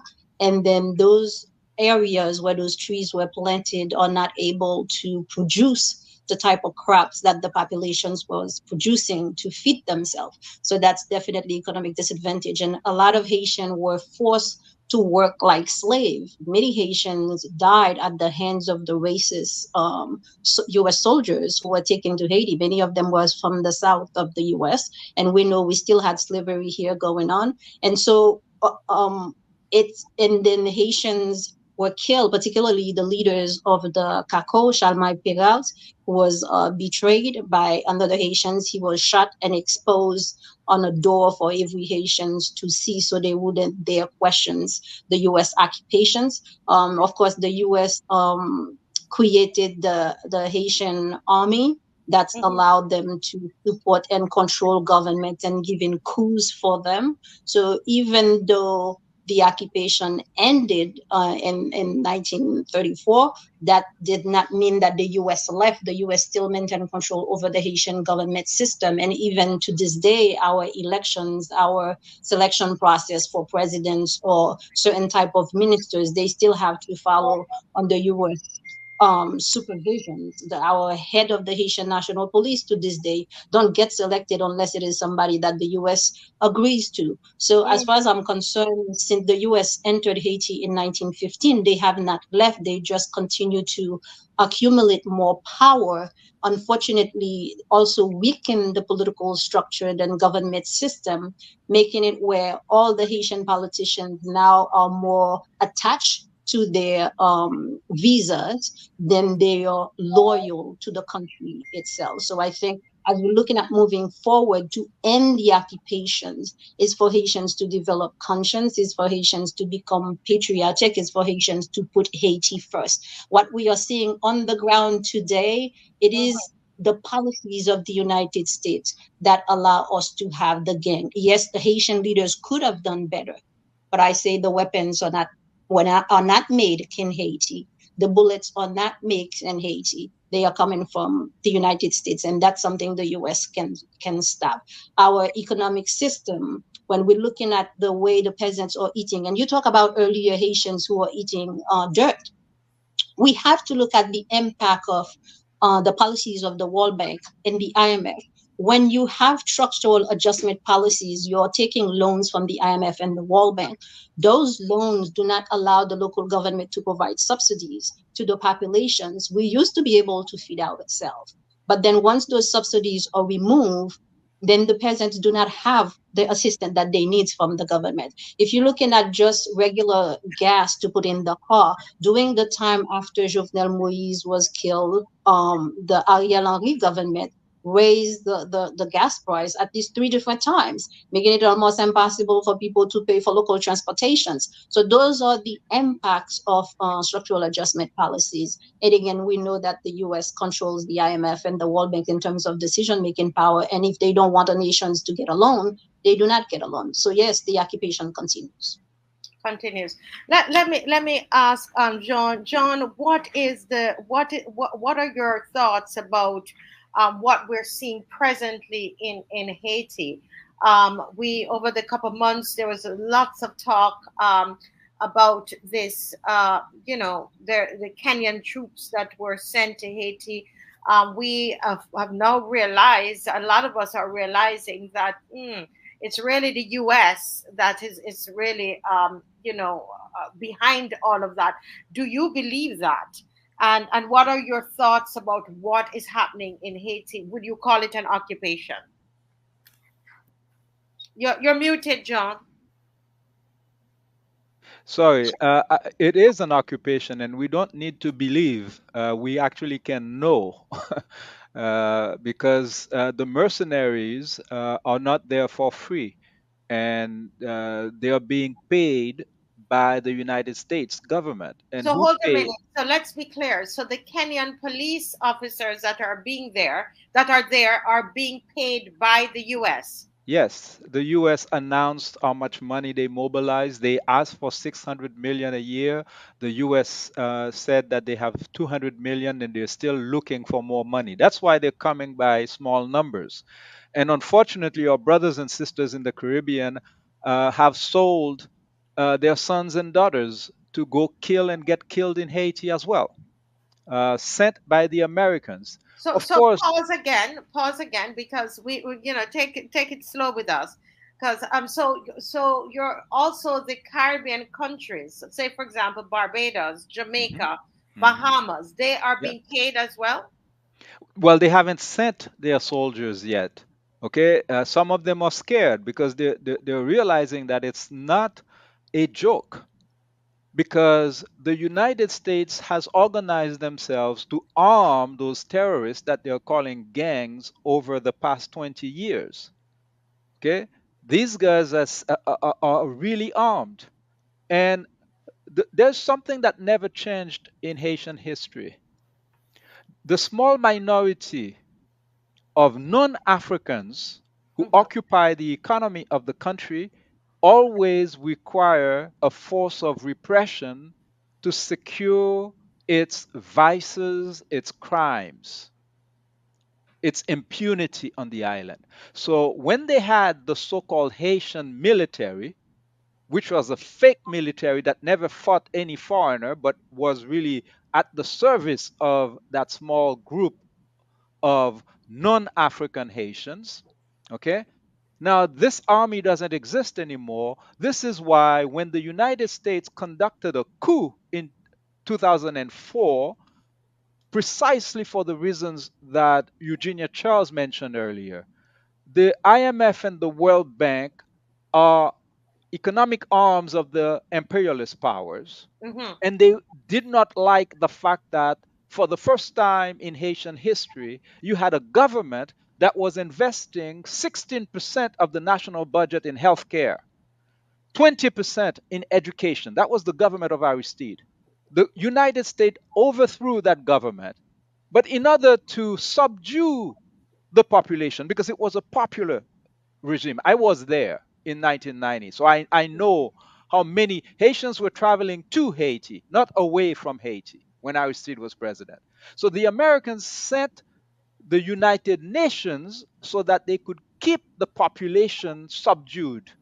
This is exactly the role of the Kenyans and others. You see, since they've arrived, how many gang leaders have they killed? How many of the oligarchs, okay, these 15 white mafia families who control the economy of Haiti, Gilbert Bidjo, Sheriff Abdallah, Reynald Deeb, who are in the report of the United Nations confirmed as the people who created the gangs, how come they are not arrested? Well, Mm. that's because the plan is not to disrupt what exists in Haiti, but rather to consolidate it.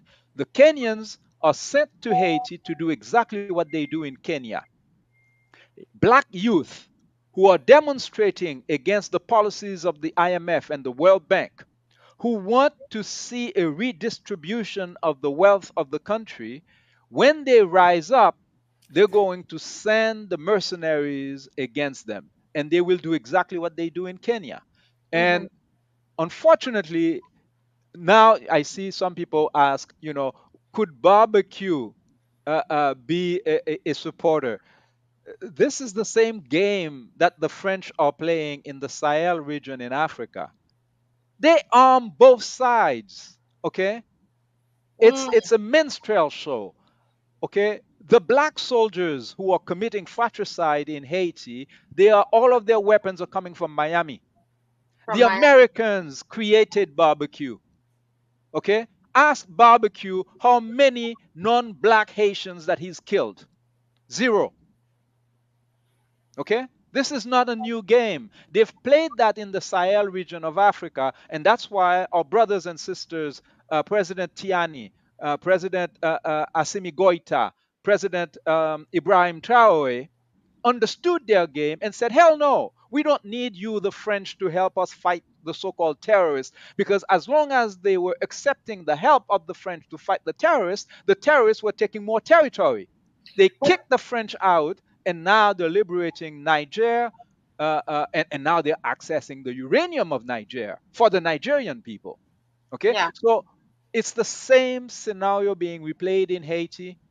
Barbecue and his gangs and the Kenyans, okay, are gonna be killing each other. It's black on black crime. And the white criminals are going to get away with it if we allow them to. Let me ask you something before we go. I want to bring Patrick in here. David Commission is the CARICOM ambassador for Barbados, and who is, supposed to be a strong Pan-Africanist and all about, Haiti and so on. And we were just surprised that he was the person on our television here announcing that Barbados would be planning to send troops to Haiti. Well, this person is alleging that they wrote to David Commission, read the role of CARICOM, is playing in Haiti or was, and they asked, is it under U.S. instructions? And this person is alleging that the ambassador said no, that a temporary president will be put in place and a general election will be called. Can you or anybody on the panel speak to this? Would you say, because would you say that that Haiti is not under U.S. instructions? Would you say that because a temporary president will be put in place and that they're going to have general election, that the U.S. doesn't have its fingers all over Haiti? We have no. If I can speak for a few minutes. Yes, please. We have no choice. This is an accomplished fact that we have been under occupation since 1915, yes. And the influence of the United States on Haiti has been maintained to this day. Yes. This is a fact. We cannot change that for the time being. We can only hope to regain our sovereignty in time. Right now, as of the last report of the UN, 2.5 million people are needing food assistance. And this is because the gangs, they have disrupted the chain of alimentation. Thousands of people have been killed. This has to stop. Haitians have to come together. We have proposed a manifesto that calls against all Haitians to come together. And as a matter of fact, we recently done a survey of a small size survey that shows that the respondents, they are in support of the multinational, the MSS, the multinational security force. They are in support of it in majority. Haitians need help. In the past, Haitians have come to the help of other nations as we helped Simon Bolivar liberate several countries in Latin America. So today, we need our brotherly help from the Caribbean to come enhance the multinational security force in Haiti so that we can regain our sovereignty. Yes. Let me ask Dr. Prosper. We're hearing Pat is calling for help for Haiti. What kind of help do you think Haiti needs? Is it the kind of help that we see happening right now with the Kenyans being there? Is it military help? Barbados planning to send troops, Jamaica planning to send troops, Bahamas planning to send troops. Is that the kind of help Haiti needs? A year ago, I will say Haiti do not need military help. Actually, I am also the coordinator of a group in Haiti called GTS, which is a working group on security. So one of the things that we were doing about a year ago was really to assess the security situation, assess the police force, assess the army, see what type of equipment they have, what type of ideas for operation they have, and what they can do.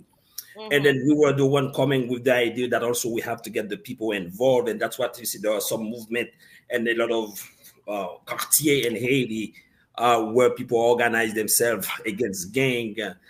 So about a year ago, we say, if the government had taken the action, the proposition we put on the table, we will say Haiti could resolve the insecurity situation. No more this year. No more since probably by the end of last year. The gang has gained a lot of power, more arm and ammunition flowing to them, probably more on even, I don't know, trainings or somehow. And actually, I just spent about 7 months in Haiti myself, just came back recently, and I've seen their capacity increase so much that even with the Kenyan right now, if the Kenyan do not beef up, do not have more capacity, they cannot really stand with the game. So Haiti need help right now with the security situation. But so the security in Haiti is twofold. You have the military aspect that I don't think Haitian police right now, they are the one also asking for help. The Haitian police, even in coordination with the army, cannot solve by themselves. But also you have a governance aspect, because the problem in Haiti is not only military. There is no way you can resolve that gang situation only with shooting and killing folks. That will not happen. You have to have a governance aspect, which like the Haitian government basically must come up with other policy, like socio-economic policy, other I will tell you one thing, last one I've seen in Haiti. Probably Eugene, I can even talk about that too. The youth, I mean, who used to be, for me, c'est la vie, who used to be, Haiti is about 60% young people, right? People Really? over 60, people between 18 and 35. You have 60%. Wow. Oh yes, you have 60%, and most of those people are doing nothing. Most of the people, it is like a reservoir of folks ready to be involved in any kind of madness, because there is nothing out there for them. There is no economic opportunity. There is almost no education, nothing. So, and the gangs are capitalizing on that, right? As you can see, a lot of those folks now, they are basically aligning online, trying to get hires by gangs. So that aspect is not only military that can solve it. You have to have a government for the people. You have to have a government with idea, with policy, with programs that can save the people that can still be saved. But just to answer the question quickly, does Haiti need help? Absolutely. Haiti, in terms of that military aspect, Haiti cannot do it alone. And when I see some people in the Caribbean, like in Barbados, and when I see the Kenyan, and I see some folks, and I know the Americans are paying for it, and I say, is it the right strategy? Why Americans are paying, for what Haitians should be doing? We have asked for help to strengthen the military. We have asked for help to strengthen the police. And before, those help did not come, the way they're supposed to. Right? Until now, even just recently, they start talking about the Haitian army. But they were the one who put an arm embargo, and the Haitian army, who could not basically, rebuild itself. Assuming the Haitian army was also not good for the country with all the coup d'etat serving the U.S. purposes. But we are talking about a new generation, a new strategy, a new form of army that is more people focused than international focused. So there is a lot of work that needs to be done. But to tell you the truth, I don't see Haiti being able to do that itself. That Haiti cannot do it. Wow, that needs help. But is it military? Let me go to Eugenia. We're talking here about, there's this group of young people. I didn't realize that. He's saying about 60% between 18 to 25 in Haiti.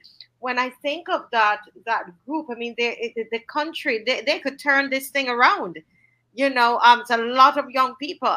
What kind of help would be needed for that group of people? Do you think, Eugenia?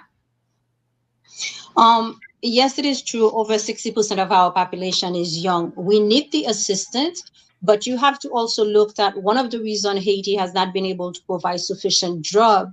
Um, Earlier, I talked about the structural adjustment policies. Haiti had to privatize six state-owned entities.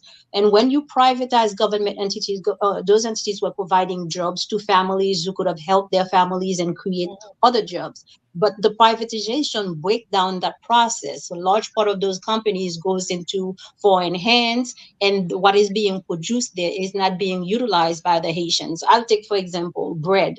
Bread is something we used to produce in Haiti, and we used to get it cheap.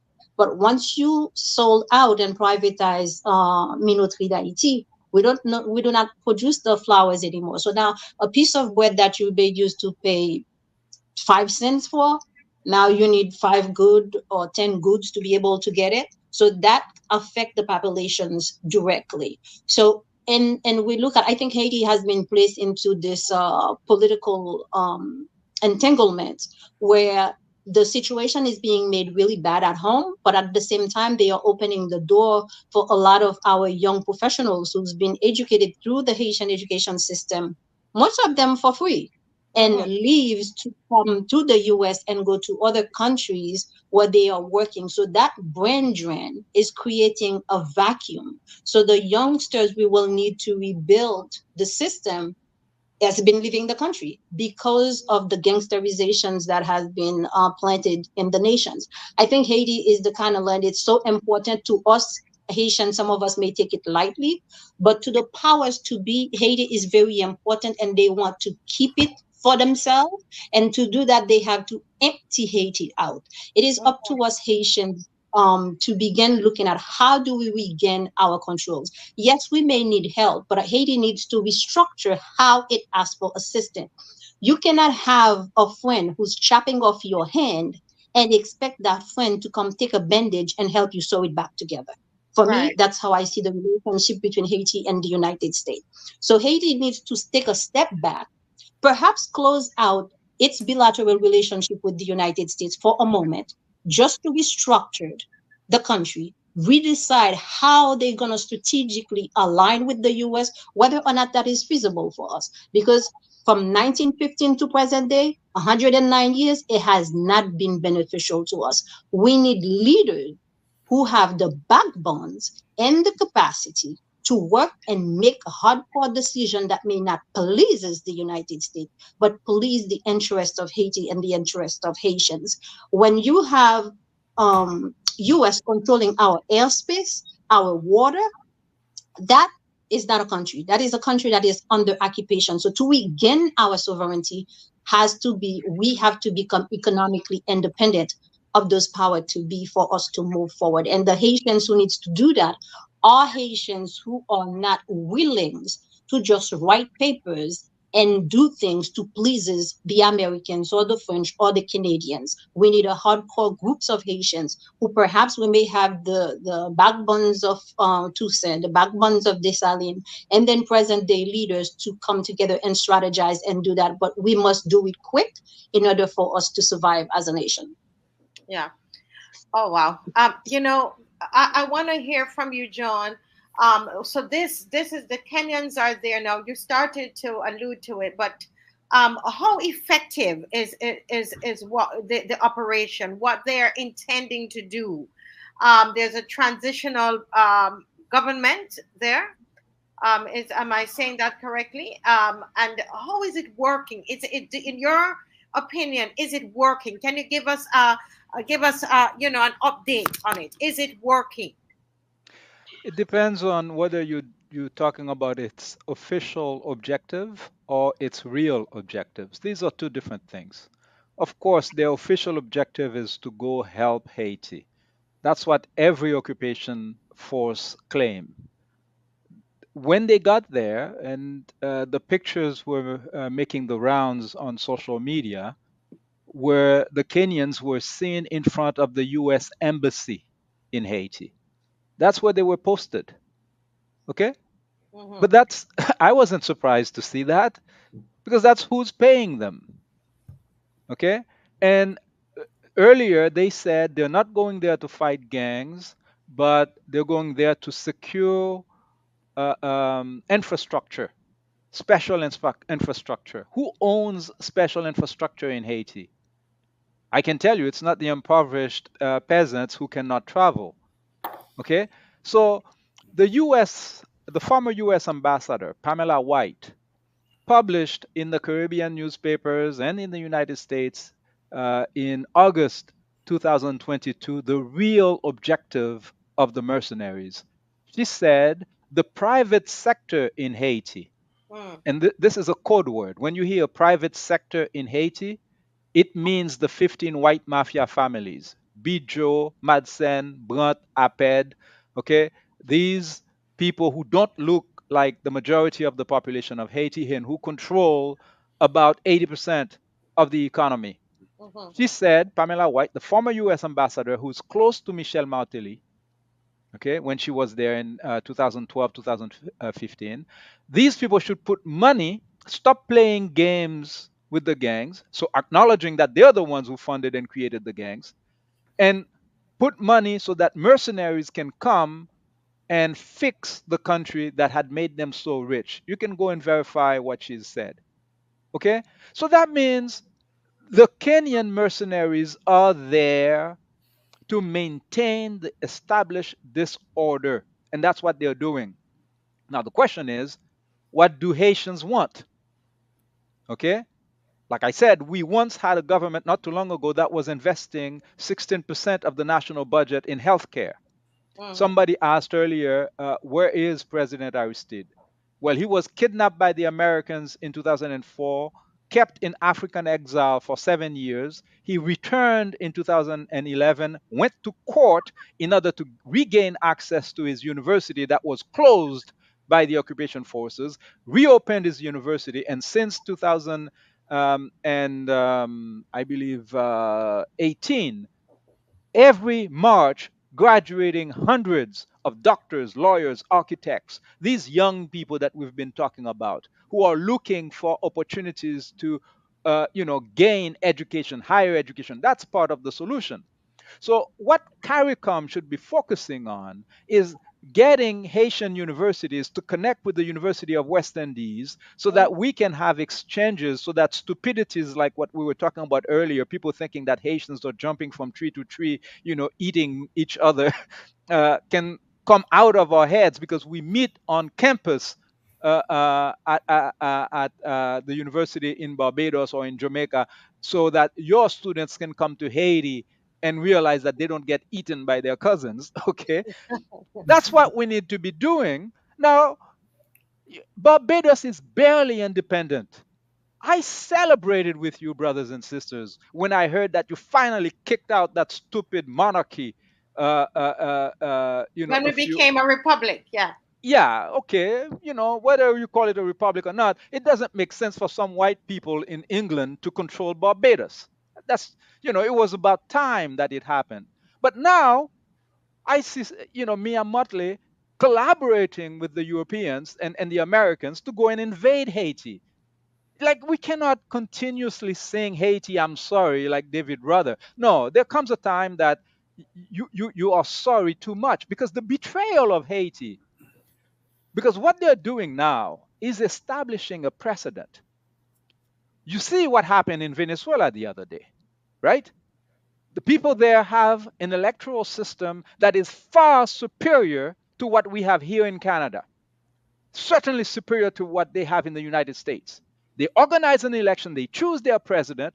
Before the election, okay, the United States, Canada, the Europeans, they already said they're not going to agree to the election if it's Maduro who wins. Now, that's a barbaric situation. So, what I'm trying to say here is that as long as we're playing within the confines of what white supremacy puts on the table, we're going to waste our time. Look Mm-hmm. what happened in Burkina Faso. They were making fun of our people.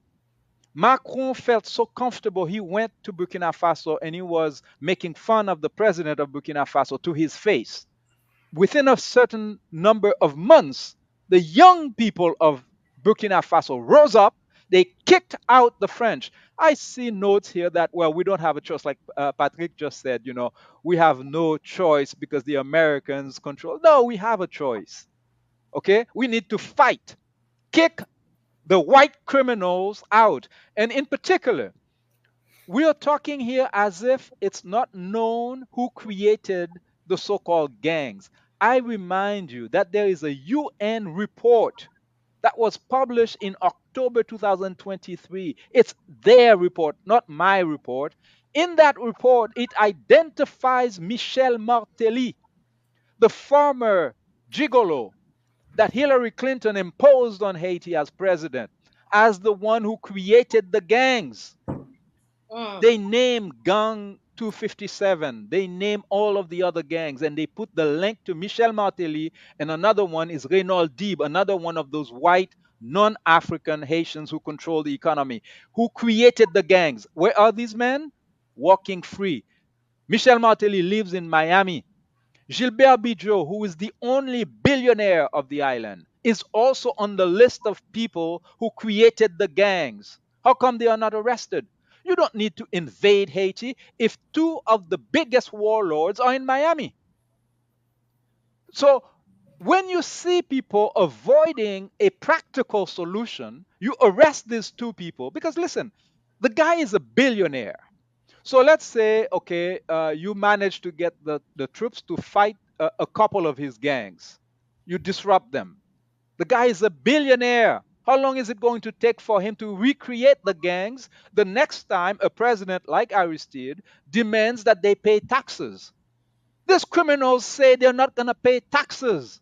They don't want hospitals to be built. They don't want investment in education. They want to keep the Haitian population hungry, okay, desperate, so that they can work on sweatshop factories, okay, where they pay them the minimum wage. Haiti is being used as the control. When workers rise up in Nicaragua, in Guatemala, in Mexico, in Canada, the threat is okay, well, we're going to close the factory and we will open it up in Haiti. Okay? And that's why they keep Haiti with the lowest minimum wage. President Aristide doubled the minimum wage. He was overthrown after 7 months in office. So, the last point I want to make is that throughout Haitian history, we are given that perception that Haitians never had good leadership. Well, this is white supremacist fallacy. Dessalines was a genius. Okay? When in the Haitian constitution in 1805, we were putting Article 50 that said everybody had the right to practice their own religion, that the state does not care about people's religion and doesn't pay for any priest or whatever. In the French Constitution, in the American Constitution, they still had not taken such steps. Okay? So we Mhm. were ahead. Head. Okay? Mm. The problem is every time we plant a seed, they say kill it before it grows. It's Yeah. not poetry from Brother Robert Nesta Marley. It's reality of African people. African people in Haiti, African people in the Congo, where they murdered Patrice Lumumba, who was aged 35 years old. Thomas Sankara was only 37 years old. Fred Hampton, that they killed in the United States, was only 22 years old. President Aristide, that they overthrew, was the youngest ever Haitian president. They stole two of his mandates and they put criminals in power in Haiti so that they can maintain the white supremacist system in place. So, yes, we have a choice. It's not an easy choice. We cannot sell out. We must fight. Our ancestors are at the bottom of the Atlantic Ocean looking at us. Are we going to stay in the big house with Massa, okay, singing and dancing while our brothers and sisters are dying. Yes, there are people who are eating dirt in Haiti today. Okay? But you know what? There are brothers and sisters who are eating dirt in New York today. Mm. Okay? There are places in Canada where I live where people don't have running water. Right. So it's not a question of the country. Countries are not rich or poor. Individuals, people are impoverished. So the black people of Haiti have been impoverished, and we need to fight on their side. And our brothers and sisters in the Caribbean who are paranoid about, millions of Haitians invading their islands and stuff like that. You have other things to worry about, brothers and sisters, because the day might come when you are running and you might need to go to Haiti to find shelter.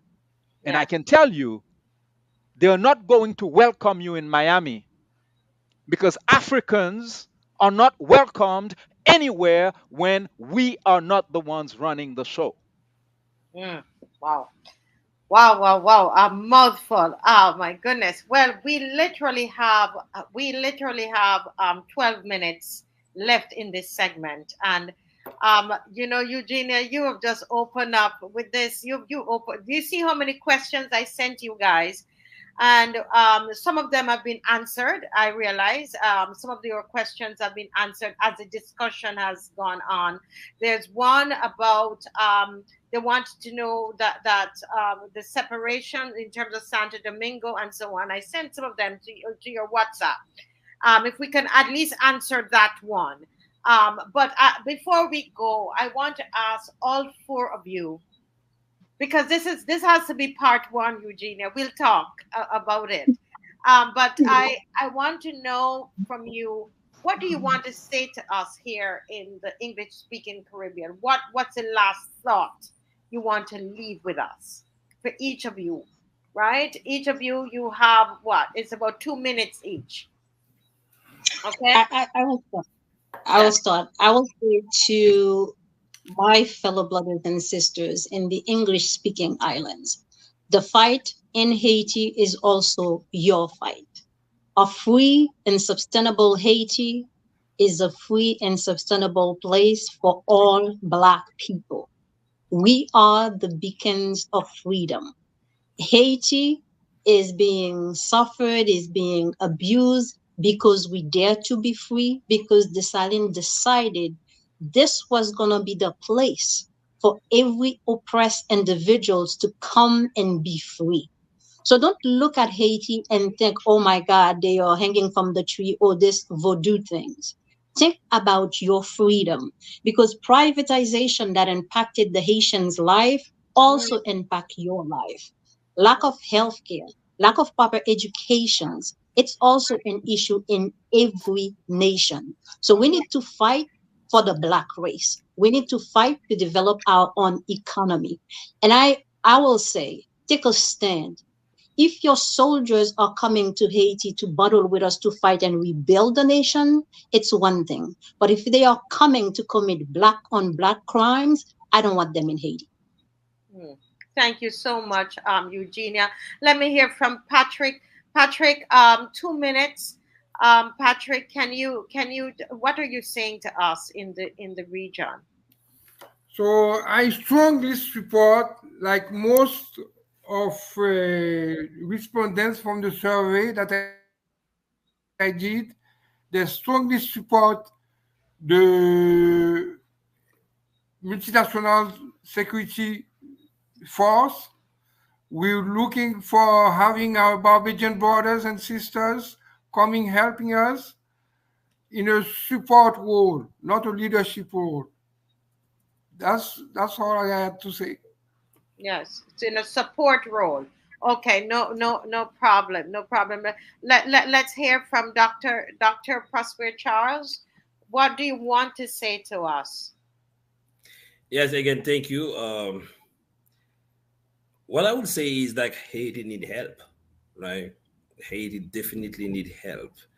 And lately I participated in Washington when they were the MSS were, they were trying to find a way. What is the protocol? What is the best way for the MSS and the Caribbean force to support Haiti, and actually design an agreement where they said Haiti is supposed to be in the driver's seat, right? That the force will come and support. I mean, that is a signed document, right? Haiti will come, the force will come in support of the Haitian police, of the army, and I've seen the relationship where the MSS cannot conduct any operation without that being vetted by the Haitian police or some stuff like that. So there have been some sort of agreement put together. So we're not talking about an invasion or an occupation, but even when there's always people that will always say what we see is not what we see. It's like there is always something behind that. What I would say also is misinformation and disinformation kill. In Haiti, a lot of that is going on. I mean, the truth sometimes Haiti has the ability, or folks in Haiti has the ability to talk. I mean, remember, this is the mother of all resistance. Haiti has the ability to resist invasion, resist occupation, fought against slavery. We can do all of that and we can talk eloquently about this. But then look at the country. Look at the reality. The reality is whatever we say, whatever the invader, whatever the colonial, the colonizers, of course they play a role. Of course they can do even ask for forgiveness. Look at what Bill Clinton said with the rice production. A lot of those people have been coming back to Haiti. Oh, please ask for forgiveness. But where are we, Haitian? Who are we? Why we let that happen? At some point, I think I want to build that Haitian leadership, that local capacity that is so strong to prevent all those things from happening. I think the problem to be the solution to be sustainable, it has to be Haitian, has to be Haitian led, it has to be Haitian taking control and prevent that from happening. For now, we need help. For now, we need support, and the support must be defined by us. What type of support we need? Where do we want you to be? What do we want you to do? You cannot come with ready project to implement project that will not, comply with our culture, whatever we are. We need, but let's sit together and define what help do we need? Where do we need help? In terms of that security, we need the help. I think Barbadians and Jamaican and some of those folks, if they sit with the Haitian police, the Haitian army, the Haitian government to strategize, put a plan together, things like that can happen. And I see in Haiti a lot of people wanting that to happen. I mean, there is a misery that is so incredible. The southern region of Haiti has been cut off from the rest of the country, from Port-au-Prince, and I've seen people dying of anger. I've seen this myself. I've been there. Even for me to travel from Port-au-Prince to the south, I have to take a small airplane, and I've been there for about 30, 40 times this year. I think that I can travel, I can make it in about 20 minutes from Port-au-Prince to where I want to go in the south. Now I have to take a plane to do this. And it's not only me, many people. I've seen the little saga, the little commerce people really suffering, not being able to sell the product to Port-au-Prince to sell. There is a lot of things going on. So probably we need to sit, we need to strategize, we need to get the help if we need the help and what type of help we need. And but probably perhaps pretty soon we will get the country where it's supposed to be. But for now, we need help. And part of what is happening here, John, is the help that we need, and we need more of these kinds of forums where we are educating the people, so that when you are settled, we can come. We want to come. We want to go to Haiti. We want to come. John, we're going to leave you with the final 1 minute. The final 1 minute. Just to say what else do you want to say to us here in the Caribbean? I would say the best way brothers and sisters in the Caribbean can help Haiti is to do some more research about themselves. You don't actually need to go to Haiti now. Buy a plane ticket, go to Africa, go to Benin. Then you will realize that you are an African just like the Haitians. And that will go a long way. Okay. I mentioned earlier that my father and my grandfather were priests in the Episcopalian Church. So I also grew up kneeling at in front of pictures of white Jesus and all of these other white statues, But I am an adult now, and I have thrown away the images of the white man and understand that all humans are humans. There are no devils. The devil lives in Washington, D.C. Okay? The devil is causing black children to die today in Venezuela, which is a rich country. I was with tears in my eyes at the airport in Venezuela not too long ago, watching this black kid who was living in an oil rich country. And the reason why he's in poverty is because the United States government has put an embargo on his country until they manage to put their own puppet in that country so they can steal the oil of Venezuela. This is the courage we require in the Caribbean today. Yes. Okay. Now, when you see the Haitian government, that thing that they're calling a Haitian government today, voted against Venezuela, this tells you all you need to know. This is not a government. All of these are puppets. We as an African people cannot settle for this mediocrity. Our brothers in Africa are showing us the way. That's why I keep on pointing to Niger, Burkina Faso, and Mali. Yes. That's where we need to look. We need to take our countries, not half freedoms. We don't need paper freedoms. We don't need flag waving freedom. We need real freedom. Real And when freedom. we have real freedom, you will see it in a picture. They will show you a picture of the 10 richest people in Haiti. They will look like the population of Haiti. That's not the case today. That's not, yeah, and that's where we want that equality. We want to make sure that, oh, this has been so rich. This has been so rich, guys. Thank you. It's the first of many. I shall be calling on you guys again. Thank you, Eugenia Charles. I want to publicly thank you for this, for putting together this great team for us. And for the education that we received tonight. Dr. Prosper Charles, thank you for your time. It's not going to go to waste. Patrick Prezzo, thank you. It's good to meet you, sir, and to hear your perspective. I appreciate that. John Saint-Sainville, thank you very much. It's been awesome. Thank you all. God bless you all. Thank you. Bye-bye.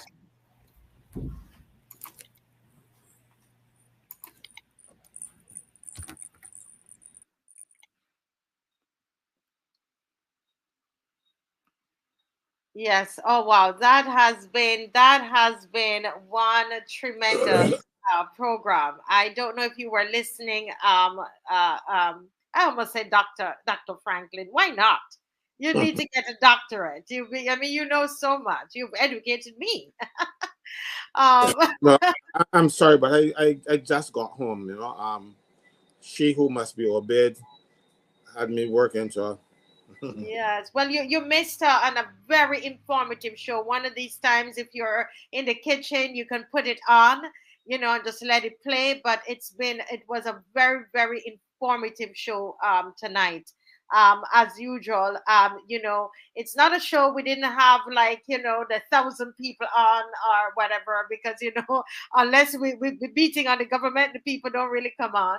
But I think. No, it was pick of the crop. It was pick of the crop. Oh, pick of the crop is tonight too. Yes, so I noticed that, and what I will tell you about the debate before I talk about what I plan to talk about. I must talk about the debacle at the pick of the crop tonight. I wasn't there. I received telephone calls complaining about the behavior that went on up there tonight, and I must talk about it. Well, we go ahead. Listen, guys, can I just say, When Mr. Franklin, we just want to publicly say that, you know, we are grateful for this sacrifice. I know you had to be out with family and you still make the effort to come on, and we appreciate that. Every now and again, you know, we have to take a because it's not just in order for us to understand what is happening in Barbados, Mr. Franklin, some of the things that they have spoken about tonight, I'm going to listen and re-listen this thing, because they talk about the constitution, how they kept going at the constitution and changing and changing and changing. They talked about privatization, how that has ruined Haiti and of their health care and all the social services, and we see where that is going. And that is, you know, Mr. Franklin, you have been so instrumental in where we are today in this education. And I just want to formally say thank you. Last year this day, it would have been our, today's the second, so this would have been our third show together last year. I remember these things, you know, very nostalgic, because it's very, very important to Barbados. And I think your contribution has helped us to be able to have a show like this tonight and to see the connection with Barbados. I think it's very, very important. So I'm going to turn over to you, sir, and the floor is yours. We are ready. Go. Thank you so very much, Marcia. I want to speak about what was reported to me, and I have reliably informant, and it's an unimpeachable source. Tonight, there was pick of the crop final, and the president was invited to the pick of the crop final, and the president had to leave in disgust. Why? President of you mean of Barbados? Of Barbados, damn Sandra. Oh. They put her to sit where she couldn't see the stage, and she was supposed to watch the thing on the screen, but she could have stopped home at Government House and watch it on TV, because it's free anyhow. Even though they were told today the seating arrangements for the president was not appropriate, they still went and put the lady at the side to get a side view, so she would have got to peek around and see the side of the performer's head, or watch it on TV, or watch it on the screen. Right? She was in the area where she could get wet. But the way didn't come to and but she left before, because you can't do that to the president. We're courtesy because they were a sponsor, they were front and center. They have better seating than the president. Central Bank had better seating than the president. These people, this government is so obnoxious. Whether they like them, Sandra, or not, she is the president of Barbados. So hold a minute, Mr. Franklin. I have to get my head out of the Haiti thing. So you're saying she was invited? Well, she's the president, even if she turns up and wasn't invited. She's the president, and you're saying that where she was put to sit, she couldn't see the stage. She could not see the stage. She was left out in the open. So did they have a special seating for dignitaries or VIP? Yeah, they did have special seating for dignitaries and VIPs, but she was not dignitary enough. Because she was not BLP enough. You're telling me that the president of Barbados were disrespected at a government function tonight. Now, this government has lost all sense of decency, decorum, you name it. They have lost it. They have no respect for our symbols and the offices of this country. I don't know what next will happen. You cannot invite the president and put her to sit down at the side. Where she will have to peek around the corner to see the stage or watch it on a TV screen. When you have the president, she should be front and center. And then if you have a title sponsor, courtesy, the courtesy was in a better position than the thing, and the central bank. Now the people at the central bank should be smart enough, but I don't expect the governor to know that. He should say to them, look, no, but you can't go to the central bank and the president over yonder. They feel big and important. You know, she is numero uno in Barbados. She is the head of state.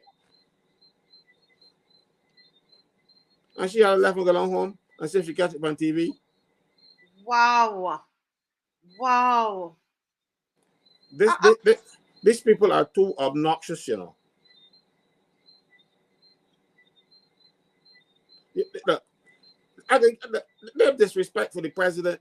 They start now, you know, when it was in the Senate, they put a bill before the House that will give the president 4 weeks vacation a year. I told them, I said, but you can't do that to the president when her aide-de-camp get 6 weeks. When her what? The aide-de-camp, the people who serve the president, they get six weeks vacation. So why would they think that she should get 4? I have no idea. See, the thing is, if they did not know, I told them. And they should have fixed it. They didn't fix it up to now. They have no regard for the president. They treat her like rubbish. And she has to stand up for it, you know, but she will not. She's a lady. She's not going to mind you, if you will not hear this what I'm saying from her, because she will not sink to this level. So let me ask you something. Is she on her way out? Well, they're gonna push her out because the the governor general was in for life. The president is only in for 4 years, and the 4 years will happen during the life of this parliament. So they will find a way to they will not renew her, extend her appointment. I have every belief that she was only appointed because the people of this country started to make noise. And they didn't want to offend the people too much, so they grudgingly made her president. You know, but mind you, all of them cursed me when they said you're doing it wrong. And I said I am not opposed to her becoming president. I'm just opposed to you having a ballot paper without a place to vote. No, I'm opposed to you. When you didn't have ballot papers, so they called them tonight and tell them, I am going to vote. I'm going to say no, so you're going to get ballot papers. And you're going to have to beg the Senate to sit down. Because they didn't have any plans, you know, they're just shoddy. And I read the legislation, and I sent a message to them because I really didn't want to disrupt the thing and cause Barbados to look really bad. I said, look, so the night up to 1 o'clock that night, they sort of put in place a chamber for the Senate to sit because they had none. Because they had everybody sitting together because they thought everybody was going to vote yes. I tell them, and I gave them advance notice so they can rush. And then we're going to prepare ballot papers. And the ballot papers, there's no legislation for the ballot papers. There's no rules for the ballot papers, nothing. They just rush and do it overnight. You can't put regulations in place overnight, but they're shoddy. So, Caswell, you know, somebody's saying, Hurricane Writer is saying here, sounds like the president is not singing from Mom's hymn sheet. I remember that there was I don't know if it was leaked, it was intentionally leaked, or it was something that was just out there recording, and she was totally against any kind of indoctrination of our children about, you know, gender and all of that. She was totally against that. She was. I remember seeing that. So that's probably why she's been ostracized now too, because she is not. She can't call herself a Christian and she is. She can't call herself a Christian and support the nonsense that the government is doing, especially when it comes to LGBTQ, whatever else letters they're using these days. You know, you still have to have some respect for yourself. But enough said about that, because I want to go on. The first thing I want to touch is male assault weapons ban. So if Dave could play the clip with Dave, you ready? You ready? With Kamala Harris. It's called mere assault weapon ban, right? Yes, mere assault weapon ban. Right. Let me see if he's ready to go. Yes, you can start. Let me see what's happening there. Okay. Speak a bit. You know. Okay. Start, well, and then I'll tell them, and they will see the clip after. That's all. Yes. The Vice President of the United States, Kamala Harris, she was being interviewed by the press, or some members of the press, and about this assault weapons ban, right? And she declared that she will sign an executive order within the first 100 days of her becoming president of the United States, basically to confiscate assault weapons. Who got no taken away, right? And that was the Monday. Tuesday, our Prime Minister, I'm going to touch the Rush Bill Act with this thing. I put the two together because we got 942, so I put the two together. And the next day in Parliament, our dear beloved Prime Minister declared that Barbados, that she wants an assault weapons ban in Barbados too. You know what I mean? That is so asinine, it's ain't funny. Because, Marcia, Barbados has a complete ban on all guns. Not assault weapons and none that. Pistols, rifles, handguns, whatever you name it, there is a ban in Barbados on it. And the only way to get around that ban is to apply for a license from the Commissioner of Police or smuggle them. So the Prime Minister now, she likes jumping in and with these things that talk a lot of nonsense without understanding the issues. The issue isn't a new bail act or any assault weapons ban. I will get to what the issues are. But let me just finish off the point I'm making. Our laws are so comprehensive and so forceful and so strong that even if you do this and shape your fingers like a gun and point at somebody, that too is banned. So you don't got an assault weapons ban. You know, if I do that, if I do this to you, and like that, and that can land me in jail in Barbados. You're serious? I am very serious. According to, so you're saying that there's there's all guns are banned. All guns are banned in Barbados.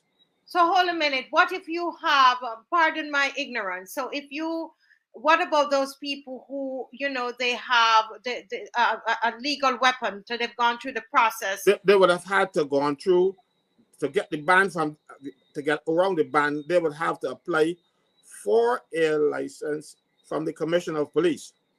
Some years ago, the Barbados Labour Party government, when the Commissioner of Police was turning down some of their friends, they went to Parliament and changed the law to say that if the Commissioner of Police refused your license, you could appeal to the minister. And then the minister turned around and get a lot of people guns who shouldn't get them. So Caswell, could it be that she's saying that even those that seek to get licensed firearms, that she doesn't want any, yeah, that doesn't make sense. What am I saying? It doesn't make sense because the police will not give you a license for an assault weapon unless her minister overrules the Commissioner of Police, you know? But Caswell, I'm trying to make sense out of Mia. Don't ever try to do that. You will not achieve it. You will not achieve it. But listen, Caswell, is it that she is really, you know how in America you have the far right and the far left, and the far left is saying that there should be no guns at all. Nobody should have any guns at all, licensed or unlicensed. Is that what she's really saying? No, that's not what she's saying. She doesn't know what she is saying. She just likes to talk, and it sounds good. So Kamala has a proposal of assault. You want us to play, Kamala? You want us to play it? Go ahead. Yes, go ahead, Dave. Great idea, but I mean, listen, I don't think we lack for great ideas. As I've said many times, we've been having great ideas for decades. The problem is that Congress has not had the courage to act. And that is why, from the beginning, I have said, my agenda includes attempting to get Congress to act, but if they don't within the first 100 days of my administration, I'm going to take executive action. Because what we need adding to your gun control agenda? Yeah, I think it's a great idea. But I mean, listen, I don't think we lack for great ideas, as I've said many times. No, explain over. Been having great ideas. You can stop there. Yeah. Right? They were talking about assault weapons and that thing. Yeah. And poor Mia, she wants something good too. She wanted to appeal. You see, she jumps onto every bandwagon, no matter where it's going.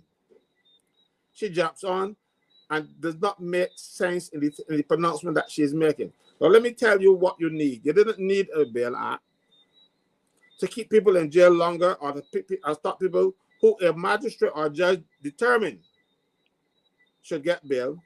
And they want to tighten the screws so the magistrate and the judge can't give you bail. Look, going back years, when I was a youngster, justice was dispensed swiftly. When you were sentenced to death for murder, 3 weeks later, your family was crying. Because after that, you're gone, you know. The appeal case went through real fast. Bam, 3 weeks, you're gone.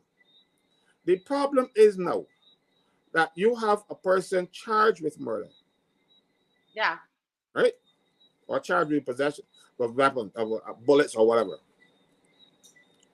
That person is innocent until proven guilty. And we've had instances where people have been proven to be innocent, not guilty or not they were innocent. You know, innocent and not guilty are not the same thing. No. We have guilty means we did it. I understand. Guilty means we did it. Innocent is you didn't do it. And we don't plead innocent in Barbados. We plead guilty or not guilty. But not guilty could either mean that you did it, but the state can't prove it. Right. So that's also not guilty. That's not guilty too, you know. That's not necessarily you're innocent. So some of these people were found to be not guilty because the state did not have the evidence or whatever else, even if they had done it.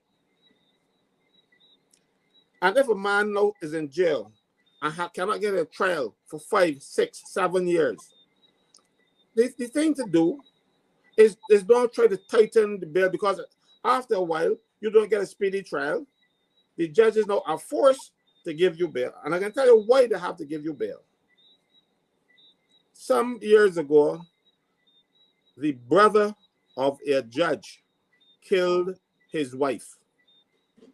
And he was on remand in the prison.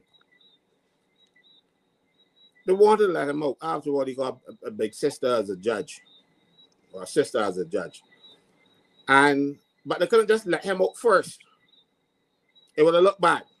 So what they did, they let out a few other people who were there long, and then EC out in the wash. So he got out of jail, having killed his wife, having murdered his wife. But he wasn't tried, he was on remand. So now if you do it for A, you're going to do it for B. And R, being the judge's name. So you now have a situation where you cannot now pull back and say, well, we were only doing it for them. So the judges now are bound by precedent. A guy is there being in jail for 5, 6, 7 years, no trial, you're going to let him out. Because our constitution requires you to have a trial, a speedy trial. And it certainly ain't speedy to be in jail for 7, 8, 5, 6, 7 years for something that, and then the thing is, it probably turn out that you're not guilty. So what can happen? So the thing to is to put resources in place in the police force, in the DPP's office, to get those cases before the courts. Not to stop people from getting bail. Put resources in place to make sure that the innocent don't stay in jail untried, and then when he's tried, find that it's even ridiculous in some instances. Now, but this is not even to do with murder or anything. Persons have been remanded in custody in Barbados, and they're in jail a long time. You bring them before the court, and let's say the maximum sentence is 3 years. But in jail for 5. And the courts are so compromised in Barbados that they say, oh, they give him time served. Time served in 5 years. That fellow should have gone to court, but you see, the thing is, he's so happy to get out. He probably ain't got no money now because he's in jail for all he ain't got no money. So, because a lawyer should have put the government before the court for having a man in jail where the maximum sentence has been exceeded before he was tried. Wow. So rather than the Attorney General coming up with this knee-jerk thing, I do not agree with it at all. They come to the wrong solutions every time. The solution is to put measures in place to make sure people have a speedy trial as required by the Constitution of Barbados. But I think that's what the Bar Association is asking for, the structures. They're saying that the structures are not there for people to have a speedy trial. There's too much delay and all of that. I saw a clip with somebody from the Bar Association. Let's not recall the name because I was so vexed. They're half-hearted. They want to appear to be on both sides. You know? And saying, no. This is absolutely wrong. You can't make it right.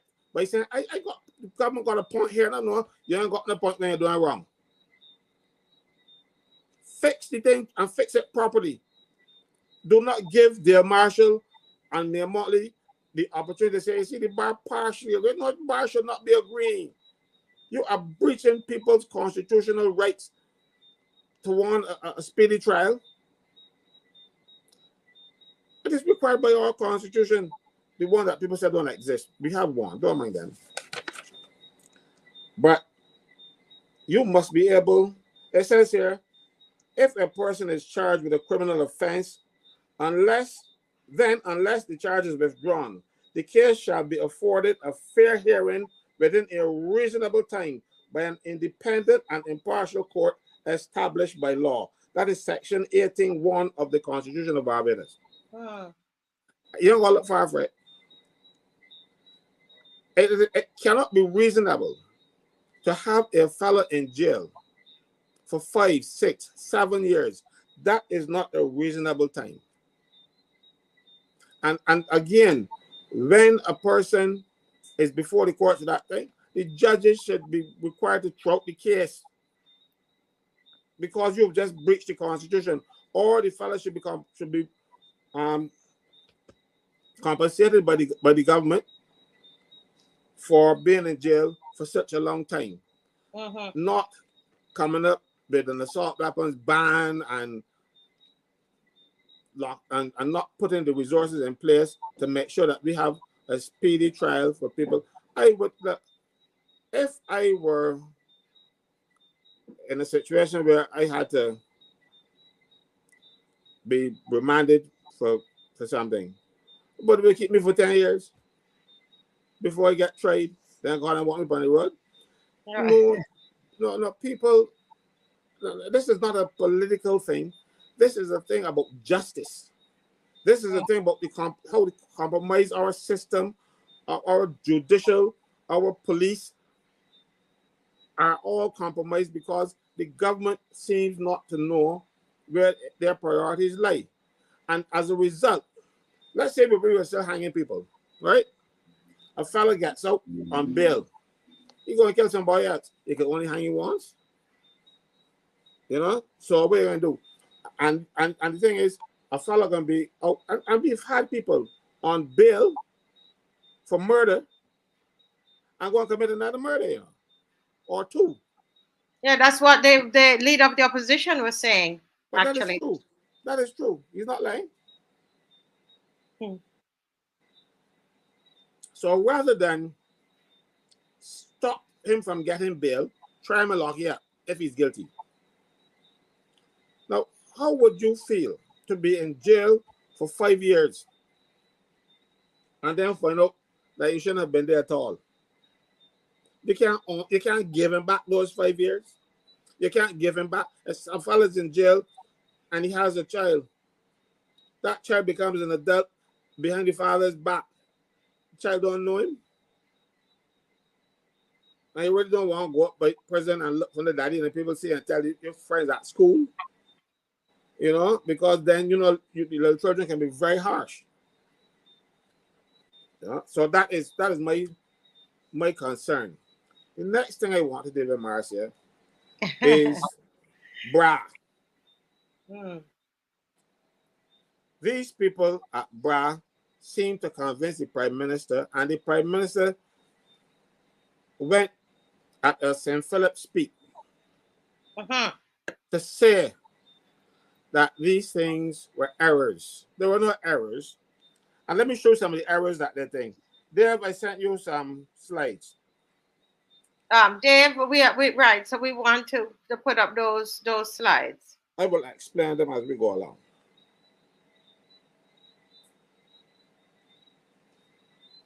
These first two are houses that are owned by people who work at BRA. These mansions, palatial properties, are valued. The first one at the top is valued at $425,000. The land is $76,000. The house, that monstrosity there, is only valued at $348,000, $348,900. That is the house owned by the fellow who kept people properties. He is the fellow who carry up the properties. All right. Okay, hold a second. So you're saying that the house here on the left, top left. Both the ones at the top. Ones at the top. The ones at the top, right? It's different angles. Views of the same property. So you're alleging here, Mr. Franklin, that these houses belong to the person at BRA that is responsible for increasing the 200% and 300% of people's absolutely land tax. Absolutely. So how does he value his? Let me get there. Yeah. Then the one below is the head of the person responsible for enforcement. This is the one they say in the flood prone area when the next door neighbors are not. All right. So this one house in the development is in the flood prone area, and they don't see how the land slope and come up. So can't be in the flood prone area. When you look at how the land slopes and moves, comes away, but they can tell the Prime Minister anything and she would believe it. Then the next house that you have there, the one, the unpainted one. Remember, this one is $425,000 owned by the man who does the valuation. All right. Next house, there, the unpainted one.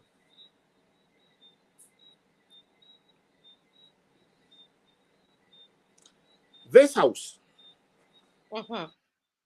was valued at $550,000. The owner objected. Yes, the owner objected. And the staff at BRA went out. We reassessed the property and took the property to $450,000. Right? $450,000. So it is still valued at more than the guy who's got people properties. Well, Dave, bring up the one. Yes. So they're trying to say this unpainted house is valued, right? More round about the same as this house here, this greenhouse. It was reassessed at $425,000, $450,000. Right? The guy who does the valuations and stuff, who's responsible for valuations, his property, this palatial property, two at the top, is valued at $425,000. Yeah. All right. But the little one that you just saw was revalued at $450,000. But you know what happened? The guy who was in charge, the guy that is responsible, went back into the system and changed it back to $550,000 because he thinks that it is worth more than his. His is $425,000, and the other property was reassessed at $450,000. And he decided, no, it can't be $450,000, and he carried my property up to $550,000. This little house here, which is about a quarter of his, is $550,000. So wow. So and because it is that they are trying to pay less land tax. No, but watch. You see the guy big property? Master, you said the big house that pays $125 a year in taxes. What? Yes, what? $125. And Sonia Brown is paying $8,300 a year. This property, owned by the guy responsible for valuations at BRA, the technical specialist at BRA, one fellow called Kevin Dale Carter. His taxes are $125 a year on this property. You see at the top there. You have to do this again, Mr. Because people at finals, please, today is Friday. Please, you be ready for Sunday. We have to go through this again. About Kadumet, they have Kadumet the next day, oh Lord. But we have to keep doing this. So you're telling me, and this is the information that you got. Well, I have to say it's an allegation, right? Well, then allegation. You see this here? You see these documents that you say this from? These are inside documents from the BRA. This document is the BRA's information on the property, and when the properties go up and come down and stuff, this is your history. So we need to be calling this guy who is a technical officer. It's called technical specialist. This technical specialist will need to answer these questions. Well, the Prime Minister needs to answer what she's covering for them. She needs to answer that. This house cannot be valued at $425,000 when the little house that is a little bit bigger than his garage is $550,000, and that he took it up to $550,000. I think that somebody overvalued it and stuff, and he didn't know. He is who carried up. Wow. So, but you're saying that did they do an audit? Like, how did they know it was a mistake that happened with the other houses? No, it was no mistake. But that's what they told the Prime Minister. And the Prime Minister was only happy for that. She would not do any proper investigations. She just go out there and spew what people tell her. And the thing is, she looks, bang something like this happens, and she looks silly. But she does it to herself. EZD is asking an important question. This technical specialists, have they been confronted and challenged? Because you see, this is a part of this is a corruption here. This is how the money, it's just leaking out, and some people like Sonia Brown, her thing went up from 3,200 to 8,300, and some other people that called me more than 300%. Yeah, but he paying $125, well. $125 a land tax. Yeah. Wow. Well, I agree with you, FX Trading. I would say that, you know what?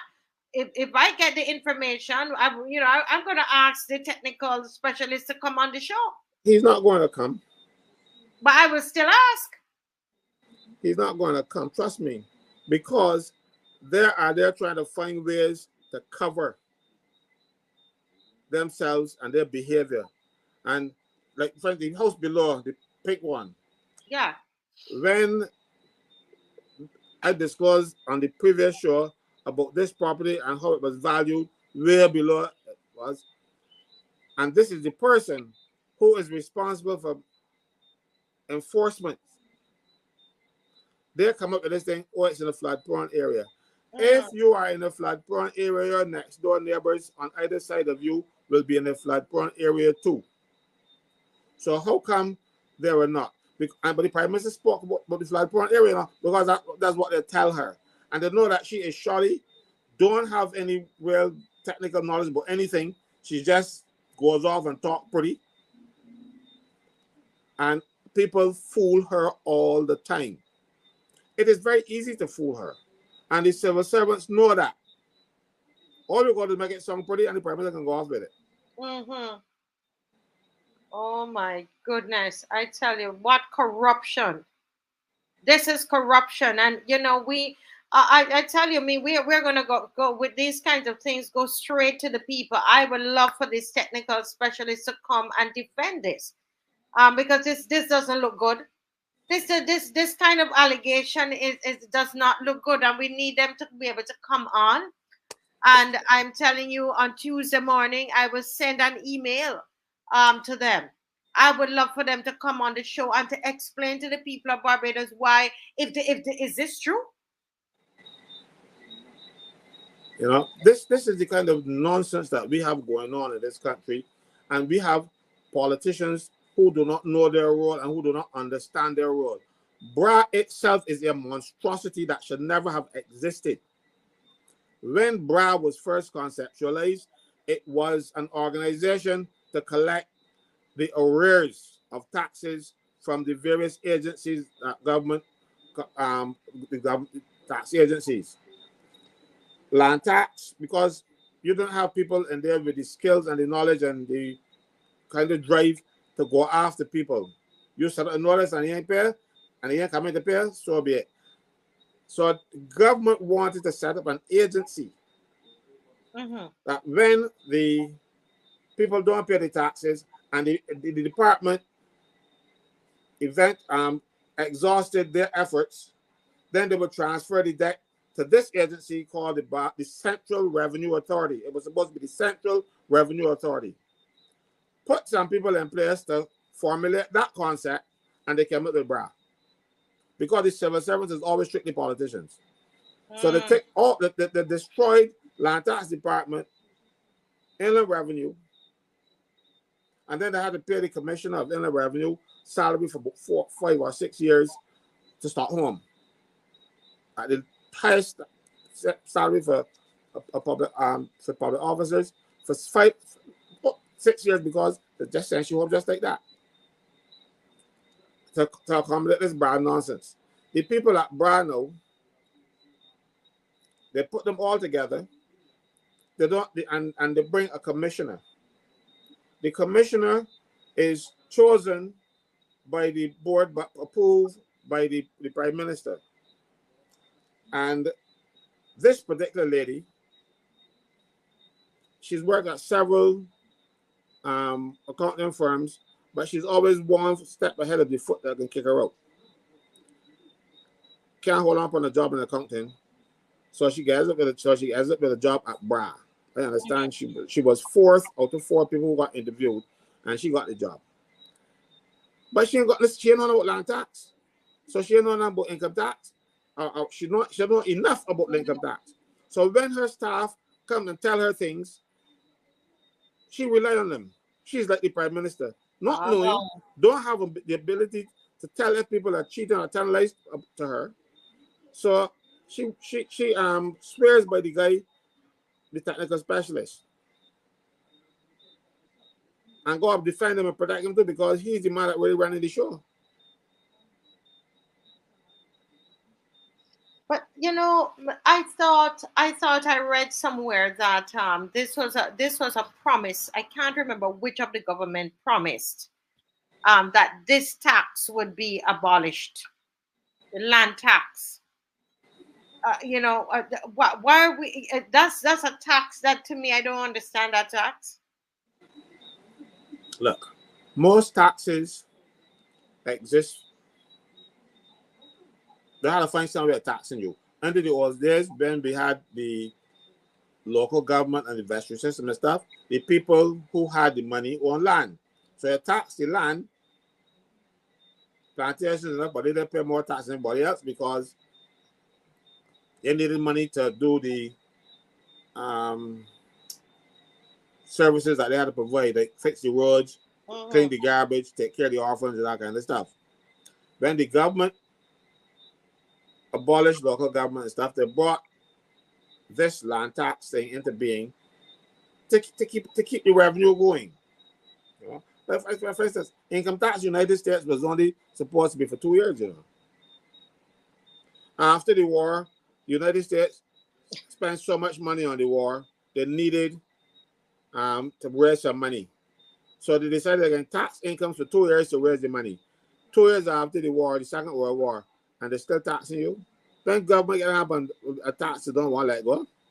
Yeah. Even the great United States land, the income tax was supposed to be 2 years for the government to build up its coffers because the resources were spent in the war. And they're still taxing you every day and locking up people for not paying it too. So that is the way of government. And the more money they get, the more they want. Somebody else is saying here that it was a loyal daughter. Are you saying BLP or are you saying BOP? I'm probably saying she said BOPs who promised to abolish land tax on certain properties. It'd be interesting to look into that and see when was that promise made. Mr. Franklin, it'd be quite interesting. But this we have to do it again.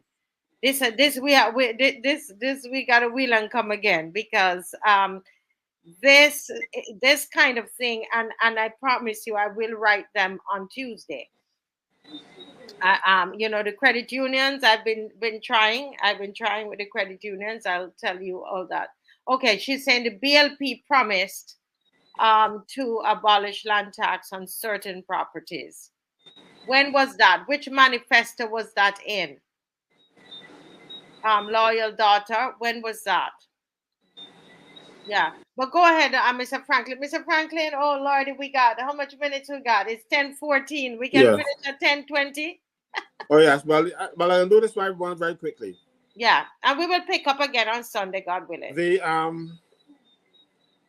A doctor from the government service got dismissed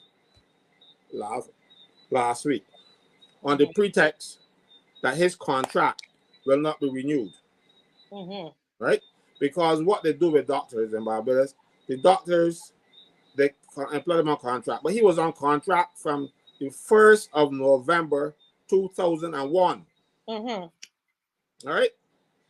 And his contract continued to be renewed. And then all of a sudden, a man who's made his career in the public service, they dismissed him with a letter from the permanent secretary saying, I can read it for you. Pictures. I took a picture of it. Photos.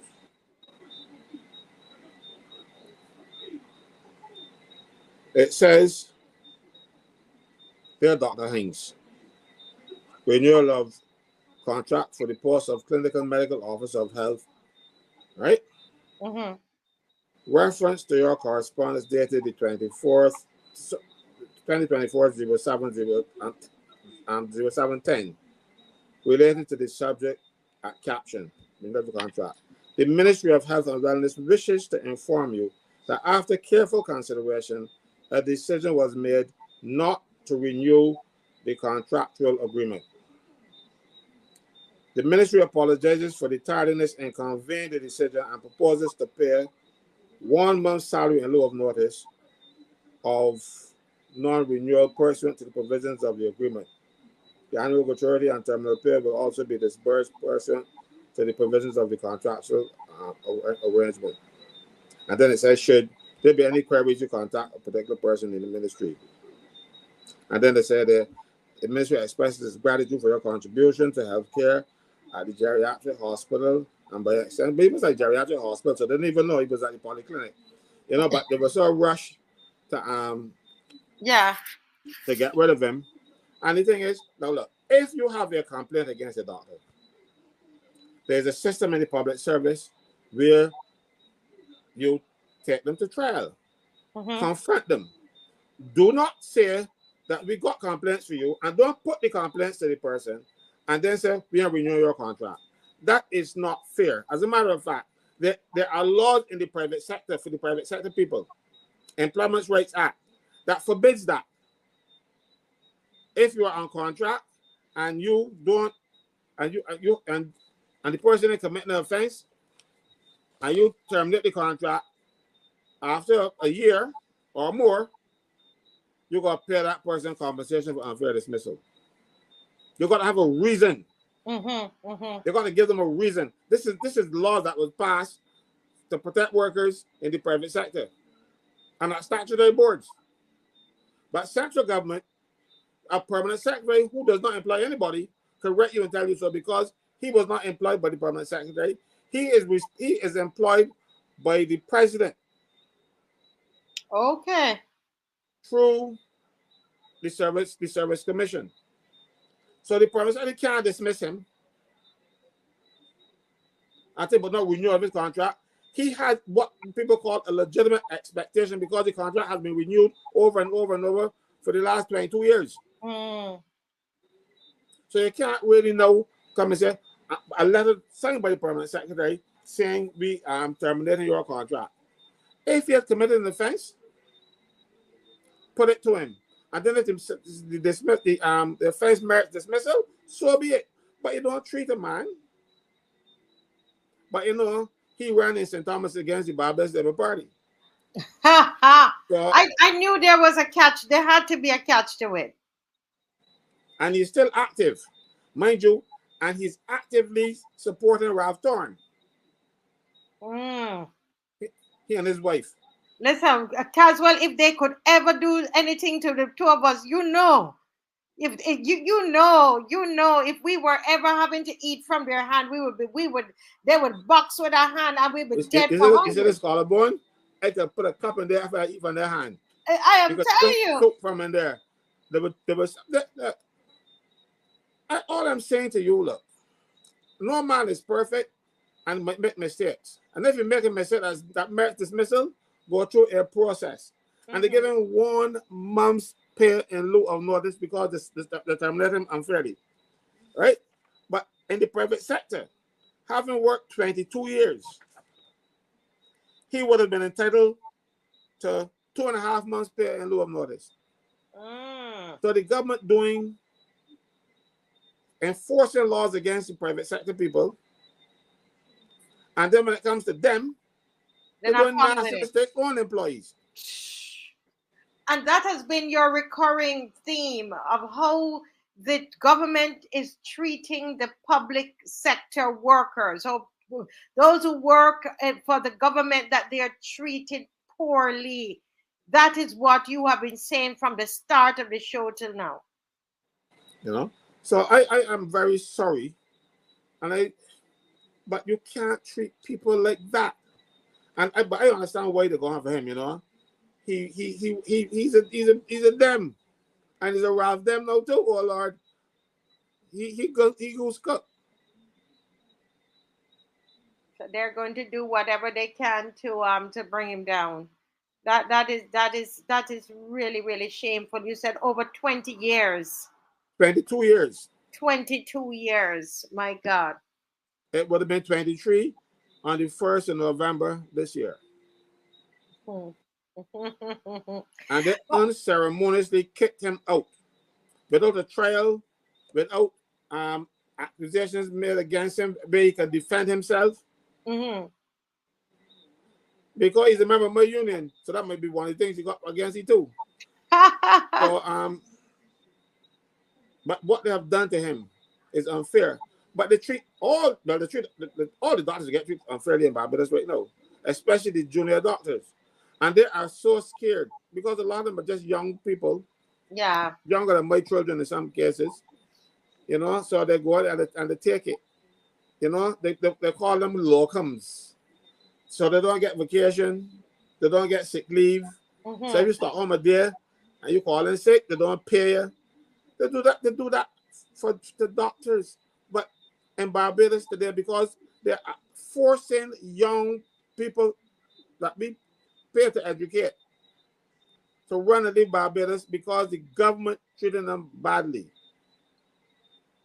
And BAMP, it's a disgrace. I can talk to Trump though. BAMP is a disgrace because it does not adequately represent those doctors. All right. But Mr. Franklin, what is working in this country? Unity Workers Union. Well, I believe you. You know, but seriously though, I mean, when you think about it, this place is like it's about to erupt. And somebody told me that someone was saying to them, reliable sources, that they're saying, oh, they're going to do, the election is coming up and they're going to win again. That's the thing. They're going to win this again. There's no way that they're going to lose. You see? Because they somehow, in their head, you know, they think that we're idiots. That's the belief, you know, Mr. Franklin. Yeah, I said, you're absolutely correct. You know, look, right now we have stupid ministers, and I'm saying stupid, who call in public officers, junior public officers, to chastise. One who meetings with them. A minister of government is only supposed to meet with the permanent secretary, and the permanent secretary will then listen to what the minister says and pass on information. A minister is not supposed to get into the workings of the government department. That's not his job. But we got some idiots, and I'm talking about big idiots, walking around the place, think that it is their staff. It is the president's staff. Yeah. Civil servants are supposed to be protected from the political class. That is why we have a service commission and a president or a governor general, as we had before, to make sure that the politicians don't have anything to do with the civil servants. But look how they're treating the president. Listen to me.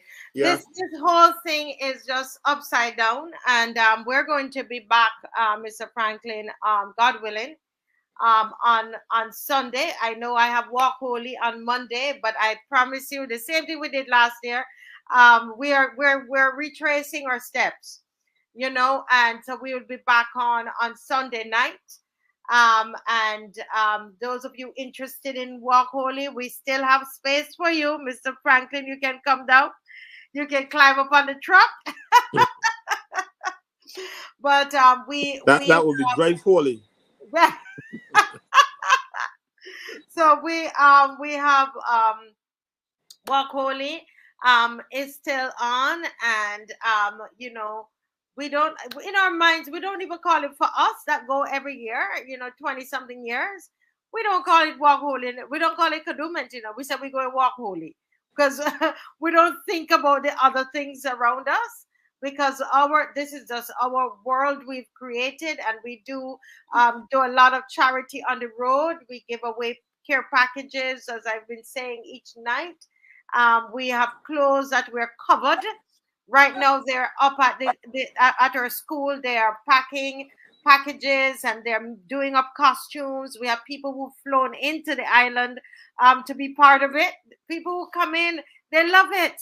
They love the experience. We see we're properly clothed and we're helping all along the road. We are making sure that everybody got something. And they wait for us, you know, Mr. Franklin, and they send the children up front to get something from the Walk Holy Band. And this is a part of her costume this year.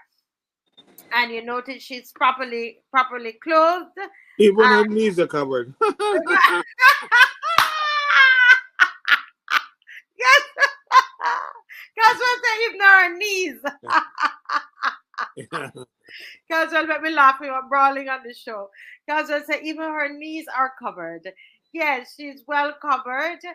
And yeah, we go out and we, as I said, we used to win a lot of prizes, you know. Lots of prizes we used to win, but the band leaders gang up against us and said, you know, if we're not choosing a number, then we can't win any prizes. And we don't want to choose a number because we might just get number 14, and in the middle of it, we have people walking up from us on us in the front and walking up on us in the back. Because that's what they said that they were going to do. So since we started, we've been at the front, and we've always had police coverage because we got so much, threatening letters and all kinds of things. So the police have sought to always protect us, But we've always had a great time. And so we're inviting people to come out and give us a call. And Dave, the number, I don't know if you have the number up there. If you call me, I would be able to pass you on to the persons responsible. 236-7000.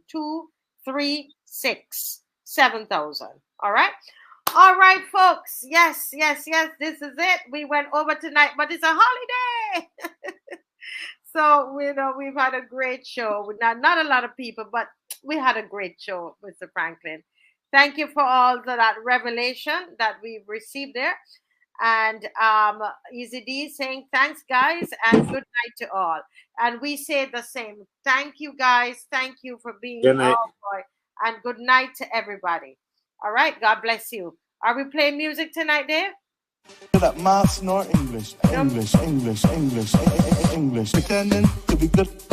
Pretending to be good. Just pretending to be good. Pretending to be good. I just pretending to care about people. I just pretending to care about people. I just pretending to care about people. I just pretending to care about people. Pretending. And I'm pretending to be good at maths nor English. I just pretending to care about people. And I'm pretending to be good at maths nor English. I just pretending to care about people. I'm pretending to be good. And I'm pretending to be good at maths nor English. I just pretending to care about people. And I'm pretending to be good at maths nor English. I just pretending to care about people. Dancers, come forward, walk out. This one I got worldwide. Just days after former government backbencher Ralph Thorne crossed the floor, he's taken the oath of office as leader of the opposition. Cross the floor, let me do it some more like Ralph Thorne. Ralph Thorne. The other side. Cross the floor, let me do it some more like Ralph Thorne. Ralph Thorne. Dancing, come back again. Our turn is the latest trend. Everybody know link up a friend. This one designed to be and more will be left over. Dancing, come back again. Our turn is the latest. Are these trips so important? Link up a friend. This one designed to be women and men. Yes, I'm for real, member. I am for real. Don't let me talk out your business. Don't let me talk out your business. All right. And I can't decide, so I'm moving with the die. Cause I'm ready to mash up the body. Oh gosh, I can mash up the body. So let me do this now. Cause I'm ready to mash up the body. Oh gosh, I can mash up the body. Yes. So let me go now. Cross the floor. Let me do it some more like Ralph Thorne. On the other side. Cross the floor. There has to be some order here. Cross the floor. Let me do it some more like Ralph. The Minister of Finance is not party to this present transaction, Your Honor. Ask him to keep quiet, please. And I say to you further, Mr. Speaker, that my location here is related to my conscience. I said it last year. It is well with my soul. Take a wine on the left side, and I can't decide, so I'm moving with the tide, Take a wine on the right side, take a wine on the left side, and I can't decide, so I'm moving with the tide. Cause I'm ready to mash up the body. Oh gosh, I can mash up the body. So let me do this now. Cause I'm ready to mash up the body. Oh gosh, I can mash up the body. Yeah. Let me go now. Cross the floor. Let me do it some more like Ralph Thorne. On the other side. Cross the floor. Let me do it some more like Ralph Thorne. That is my man, so whether he cross or in cross, he will always be there for us. I came to a point where I had to take the decision that if my philosophical and political views do not accord with those of government in terms of its legislation, in terms of its policy, the relationship becomes untenable.